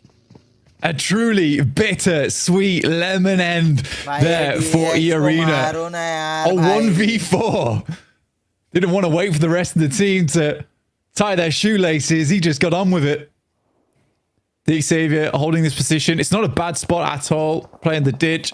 It's slightly nadeable, but there's only really one player off in the distance there, and it is Kara Lewis, who is a solo. The Mad Bulls will be happy with that. What a way to finish things out there for Lemon. PG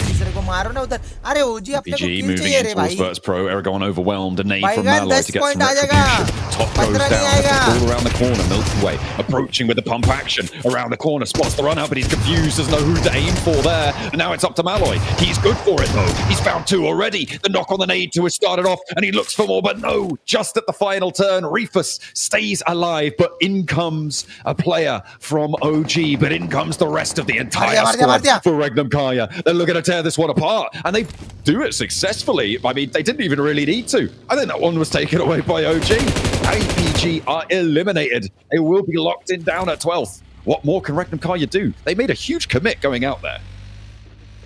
I think for OG, it's a nice time to make a flex out. They have been holding on this northwest side, taking a 2-2 split, trying to confirm as much area as possible. We're down to 8 teams now. OG looking to finish out the tournament strong. 92 points in 10th place. Regnum Kaya chasing that position. 9th place, I think, is now out of reach for Regnum Kaya. Mathematically, with 22 points that they could earn on elims, they would get a 32-point gain. Oh no, it isn't. It's just within reach. They would squeak through by the skin of their teeth. They could get up to 113, I believe, maximum, which is really quite saying something. That relies on them getting every single remaining elim in the lobby, though. So as soon as I think it's 4 more elims get out of the way, now are going to be locked out entirely. However, in the meantime, we'll refocus to the teams chasing. DRX wanting to try and put themselves over the top, but DXavier holding in their divot for so long. The Mad Bulls probably going to look to try and take them out of it. OG been able to hold like 2 of the most profitable compounds this entire match. Is quite amusing.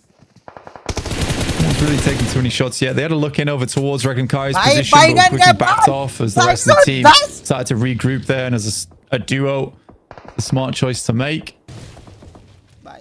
Mad Bulls now up against DXavier, looking to profit more and hold on to this 7th place.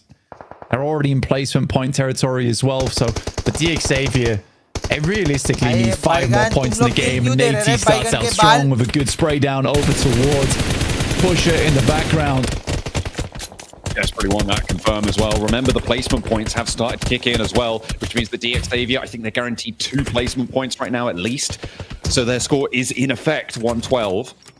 It's going to make things all the harder for teams to catch up. If they can confirm that point, but no, I don't think they're going to be able to. That res looks like it's coming through for the Mad Bulls. Flip up on high, eats the airburst, but the off angle is good. Oh wait, that came from Flip. The knock over onto Lambo. He's going for the sprays. He's still peeking them. Very nice. These airbursts just aren't quite reaching. You can see the intention coming through from DXavier. They'd rather reset this one though, disengage, get Lambo back up on his feet before they go again. They understand that Mad Bulls need to push in, but Tulica takes this moment whilst that res is going through to push up towards the wall side. Nate hops around. They can't quite find it. Can't really move away from the wall on either front. But they have to just go for these bunny hop shots. All the while, it's actually Regnum Kaya who are rolling on in for the third party onto this backstop fight for DXavier. They're trying to draw their opponent short. And now DXavier down to 2. Just Nate on the inside and Levi's on the out. Needs to stay alive for the team. If they go down here, I think they're going to lock it in at 112 on 7th place. That's achievable for 2 teams at least behind them. It's an 18 down. Levi's still up, but like you say, this is not looking good now for DXavier with the chase being on, with DRX down towards the southwest side on 4 players. with a good chance into this game. Haven't really stepped up too much to the plate so far for DRX with 0 eliminations. Waiting on this next shift, and OG has quite a lot of ground to play around with, so they win basically every single Northwest shift in terms of having a strong position. भाई 10 point चाहिए उनको उन लोग क्यों किल मारेगा all these teams chasing want Xavier to go down next. Placement points do add up, Blank, and it will be that little shift, those 1 point differences that really make the difference here. Because on 112, it's catchable. On 113, that's a different story. I'm thinking specifically about OG here, though. They haven't chimed in so far. I think the Mad Bulls will look at a shot. Levi's down, no. Over the ridgeline, a nade, a shot, anything. That's all they need to find. But Rectum Kai is suppressing this ridgeline. Pretty brutal stuff. Next circle, just around the corner too. We'll see where it pops. Yeah, and OG holds a lot of space on the map. Basically a southeast shift that's going to cause problems for them. That does cut out 2 compounds for them, but they have anchors. It's playable. Mad Bulls will find Levi's. अबे DRX को मारो कोई तो चल रे भाई DRX को मारो रे खत्म करो DRX. Cutting it out at 112. भाई 10 पॉइंट अपने को चाहिए. Boundary is so within reach for DRX, even for OG as well. But DRX are on the outside. They have a much tougher time moving through the open ground before them. There's really not a good option. I just wonder how long this split can hold for OG, though. Will they be able to make a miracle happen? Miracle, please! The problem is that there's not a lot of angles that are looking over towards OG. And I think for quite a few teams, they're still going to just get a pretty free approach from this north side. So decent endgame here possible for OG. They're still deciding on where they want to play next. Varu scouting out off in the distance. No sightlines over towards him. DRX are going to make the push over this way though. Immediately spinning over towards Varu. Going down, and he will get knocked. Is there an answer? Is there anything in response? No, the CRAZYY doesn't connect fully. It's done a lot of damage, but that's not enough. A nade over the top from a tanky. As where is the third parties? I'm watching. I'm waiting for it. But Rectum Kaya holds strong. They back it off, and now OG spotted. Oh no, Zedwolf finds the shutdown, and OG's dreams are dying on this hilltop. They will not be able to make it off successfully. Not unscathed anyway, as Witchgod tries to send down in the party bus. One player now standing for OG and DRX. Look at a try and take that 7th place with the points added to their tally, but they only got 2 for this push. As AKOP, the last to fade, and they will be out, done and dusted. DRX now with it all to do. OG disappearing in front of our eyes there versus DRX. Even the P90 not able to save them. DRX, 3 teams remaining. This is a big moment for South Korea. They instantaneously split across the field, looking to take up all the positions that OG left behind. This is a real bittersweet potential victory here for Rectum Kai if they can find it. It won't be enough. They don't have the points margins. The difference is just don't sit there. No more elimination points that they can get to put them over that 7th place as it sits. 102 right now. DRX need 10 more points. Just getting the chicken dinner would be enough. Any elimination gets them 1 step closer. A knock, a nade, and Mad Bulls may be taken out of the fight as well. Wild will finish off 1 there. DRX have a fair bit of utilities to work with. 15 nades in the hands of Rectum Kaya is a pretty mighty backpack on their side. Now Mad Bulls down to just 2 players. DRX, it is the battle between the south and the north here. Rectum Kaya begging for a southern shift, or even a central one would support them. Ooh. Well, there it is. They have managed to get it, and DRX have to move. They have to find something here. Hops out of the vehicle, uses it as cover. They're getting backed off, and the backlines are supporting this push forwards. But how far can they even go here? The off angles for Rectum Kaya. They're playing this like they play their river split, playing off one another. And the angles finally starting to come together for them. It's too late for them, but they might be able to ruin DRX's approach.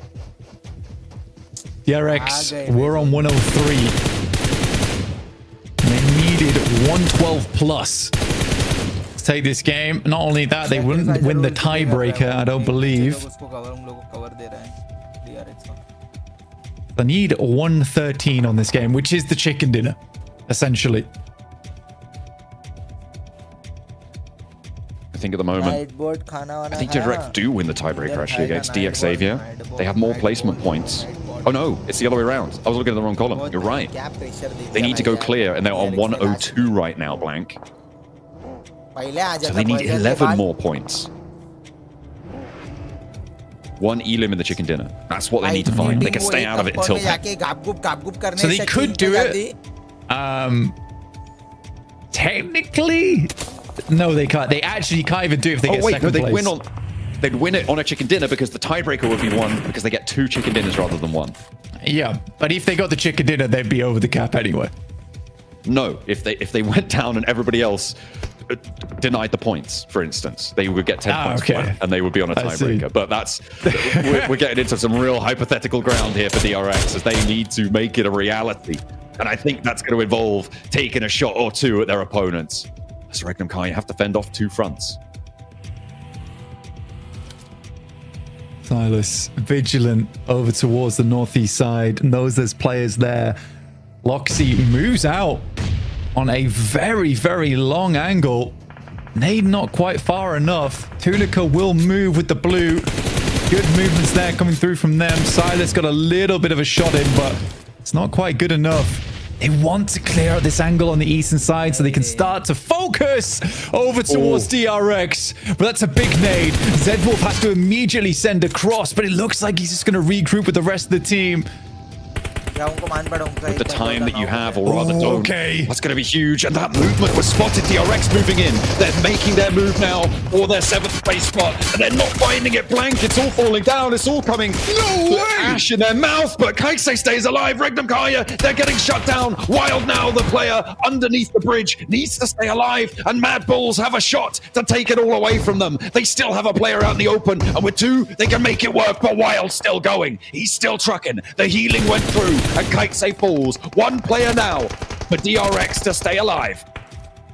1 player versus the world. Tunica is down. For DRX, QXC has to put on a performance like no other. He's 1 HP in the meantime. 1 more shot, but a great headshot comes back his way. Hiding behind the bush, and it won't happen as Zedwolf manages to thread the needle. And Regnum Kaya will take the chicken dinner, and DRX do not make it. DXavier, hold on. Just about there. DXavier able to fend it off, not by their own merit, but by the grace of Regnum Kaya, who themselves will feel very disappointed. You can see that they aren't happy, even with a chicken dinner, because they know they haven't done enough to get to the finals. Don't worry, all the teams that we've seen so far will be seen again in the group stages. You can see it's even harder on DRX. They knew they had it within their grasp. They saw DXavier go down early, but they just couldn't get all that way. Those extra placement points that DXavier got for getting across that open ground, that cacophony on the northern side from our top placed podium teams allowed them to stay alive for just long enough to solidify themselves on 112 points. Down to that 1v1 as well. I have no idea how Zedwolf got that mini 14 shot off. It looked like QXZ was fully covered as well. But into that 1v1. What an insane finish from DRX and Regnum Kaya, who will be battling again in those group stages. Oh, and you can bet there's going to be grudge matches coming on through. I can't wait to see it. But for now, let's head to the analyst desk to break down the 7.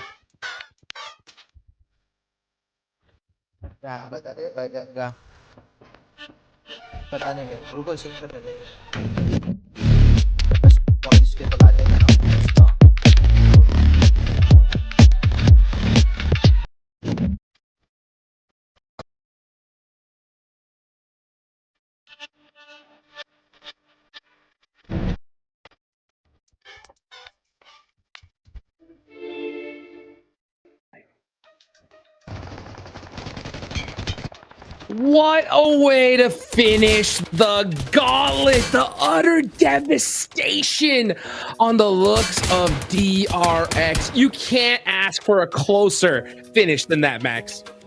How does Z-Wolf even hit that at the end behind that tree? But it was absolute madness. This final game, Hot Jukes has already said, the drums of despair echoing through the arena. And unfortunately for DRX, you could see just how they were standing at their desk, Niptura, just completely destroyed after this game. They were so close, yet so far. And unfortunately for them, it seems like it is going to be game over for the gauntlet stage. Yeah, what a shame for them. They tried so hard. They were being so meticulous, so careful. And it just could not work for them. They couldn't get it to do it. Regnum just had too much of a hold on the key parts of the zone as well, so they were able to take the chicken dinner. And actually, Z-Wolf playing such an integral part on the team. 6 eliminations just for him. And look at that. Look at his eyes. Dream crusher right there. You know what I'm saying? That is how you do it, man. Regnum Karya get the win towards the end. Unfortunately, just too little, too late. We talked about how there was going to be some final game shenanigans, Neptura, and with 25 players left in stage 5, I don't think these teams disappointed that prediction. What do you think? No, it was great fun to watch. Everybody just going, hey, you know what? Final game. Let's just do it. Whatever. They just went for it. They had a blast with it. They got some points that they needed, you know, but at the same time, yeah, we did not have that many teams left in those final circles at all. Actually, I want to give some respect to Wolves. I feel like they're one of the only teams that were chasing down the Xavier that actually tried to do something really impactful here, and they took a fight directly with the Xavier. Was that intentional? Not sure, but once they knew it was that team, they were fully committed.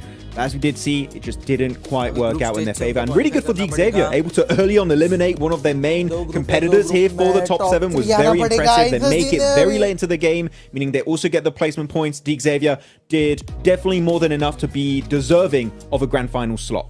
Yeah, absolutely. You know what? I got to give mad props to the Wolves, though, too, because, you know what? We talked about how there's a lot of scripts here, right? Unfortunately, the script of the last game standing, you know, the roster's not changing. That happened, right?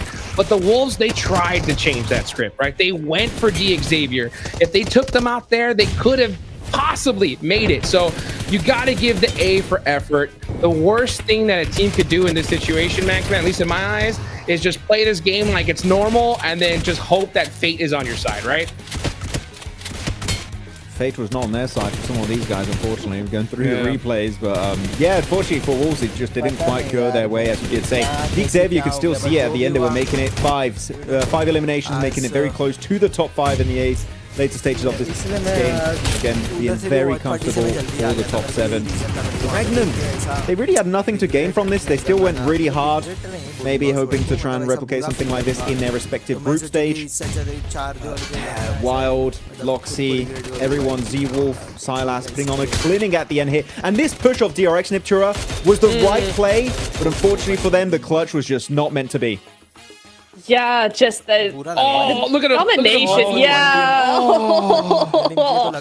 The domination, the dominating angles that Regnum had were just too much, and I gotta give props to both these teams, right, holding their own. And you can see the rotations here of all 4 teams in that top 4 here. We're going to be seeing it Mad Bulls, Thundertalks as well, both in the top 4. So maintaining that top 7, top 5 position for them in the final, up until the final game, rather. And actually, Mad Bulls had a massive rotation to do, just come up to the north side there, really nicely played. But we do see that Regnum and Xavier, honestly, not Xavier, DRX rather, both of those teams like basically just stayed where they were for the majority of the game. I mean, Regnum doing a little bit of movement, running around places, but honestly, just those two just able to really think through the rest of the game and how they want to play it. Okay, you see actually how they took that position away from Regnum Kara. That was a really good attempt there. But then DRX, they send it onto Orangutan. That was all of us, right? Niptura Hodrix, we got so hyped when we saw that push off DRX because that was literally a game-changing breach they were trying to pull off on that dip on Orangutan. But unfortunately, they couldn't go the entire way and get themselves the chicken dinner. Though looking at the match ranking, still 21 points going over to Mad Bulls, 17 for Regnum Kara, and 11 for DRX. I'm heartbroken.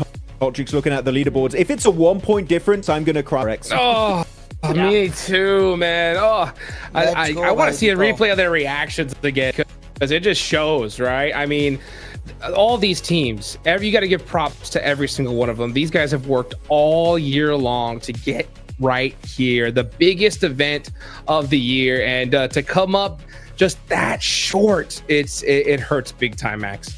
Yeah, it really does. The thing is, you know how disappointed DRX were, and Regnum weren't even satisfied. They were just like, yeah. It was like it was just a heartbreaking 1v1 fight to wrap up that game. Z-Wolf, congratulations being your game MVP here to wrap up the gauntlet. Though I do wonder who's going to be gauntlet MVP overall. Got a few contenders here. Maybe Lemon. That'll be a fun one. Sitting. If Underdog had been more present today, I would have said Sitting for sure, but we didn't see much out of them. CEO might be a better shout. Oh! Let's look at it. Points. 2. 2 point का difference भाई RGB अपने से ऊपर गई 1 point That's all it took. Literally, if they would have got the chicken dinner, they would have made it straight to the grand finals. I'm telling you guys, that's all it takes, right? One little tiny mistake and it'll get you. I will say though, that last final push, they did everything they possibly could. I mean, they did the right play. They drove at the perfect time whenever we saw Mad Bulls trying to do that push on the other side of the map, right? It just, unfortunately, they just didn't win that fight, Nepturo. Yeah, and you know what's even more heartbreaking? They didn't even need the win to get those 2 extra points. They just had to clear Regnum or clear Mad Bulls because there were 2 duos up left. They either had to just clear all of Regnum and get the 2nd place and be done, or clear all of Mad Bulls after the initial push onto Regnum. So, चलो guys, thank you so much for watching this stream and hope everyone have loved today's आज का stream देख के मजा आया रहेगा तुम सबको भी. मेरे को नहीं पता कि कैसे क्या हो गया क्या नहीं हुआ, मैं इतना टेक्निकल पार्ट में नहीं हूँ, ठीक है भाई, लेकिन ठीक है. चलो बाय, गुड नाइट, सी या, लव यू, बाय. चलो जा रहा हूँ मैं, ठीक है. एक शेयर तुम लाइक कर देना भाई, लाइक्स बढ़े नहीं है आज, लाइक्स कर दो, लाइक करते हुए जाना, ठीक है. और मैंने न्यू शॉर्ट्स डाला है, आप जाके देख सकते हो भाई मेरे चैनल पे. मैं लिंक दे देता हूँ. तुम वो शॉर्ट्स बड़ा नहीं है, छोटा ही है, बट ठीक है, आप अभी देखना है तो देख ही सकते हैं.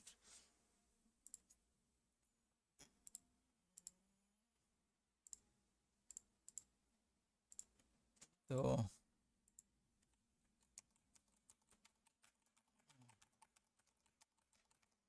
ठीक है, जाओ ये शॉर्ट्स पूरा देखो. ये वाला न्यू शॉर्ट्स है, शॉर्ट सेक्शन में जाओगे तुमको मेरा शॉर्ट्स दिखेगा कल का. लाइक कर देना, उसमें कमेंट भी डाल देना, ठीक है. चलो bye bye, see ya, take care, peace, bye bye. मिलते हैं अभी डायरेक्ट ग्रुप स्टेजेस के मैचेस में, ठीक है. चलो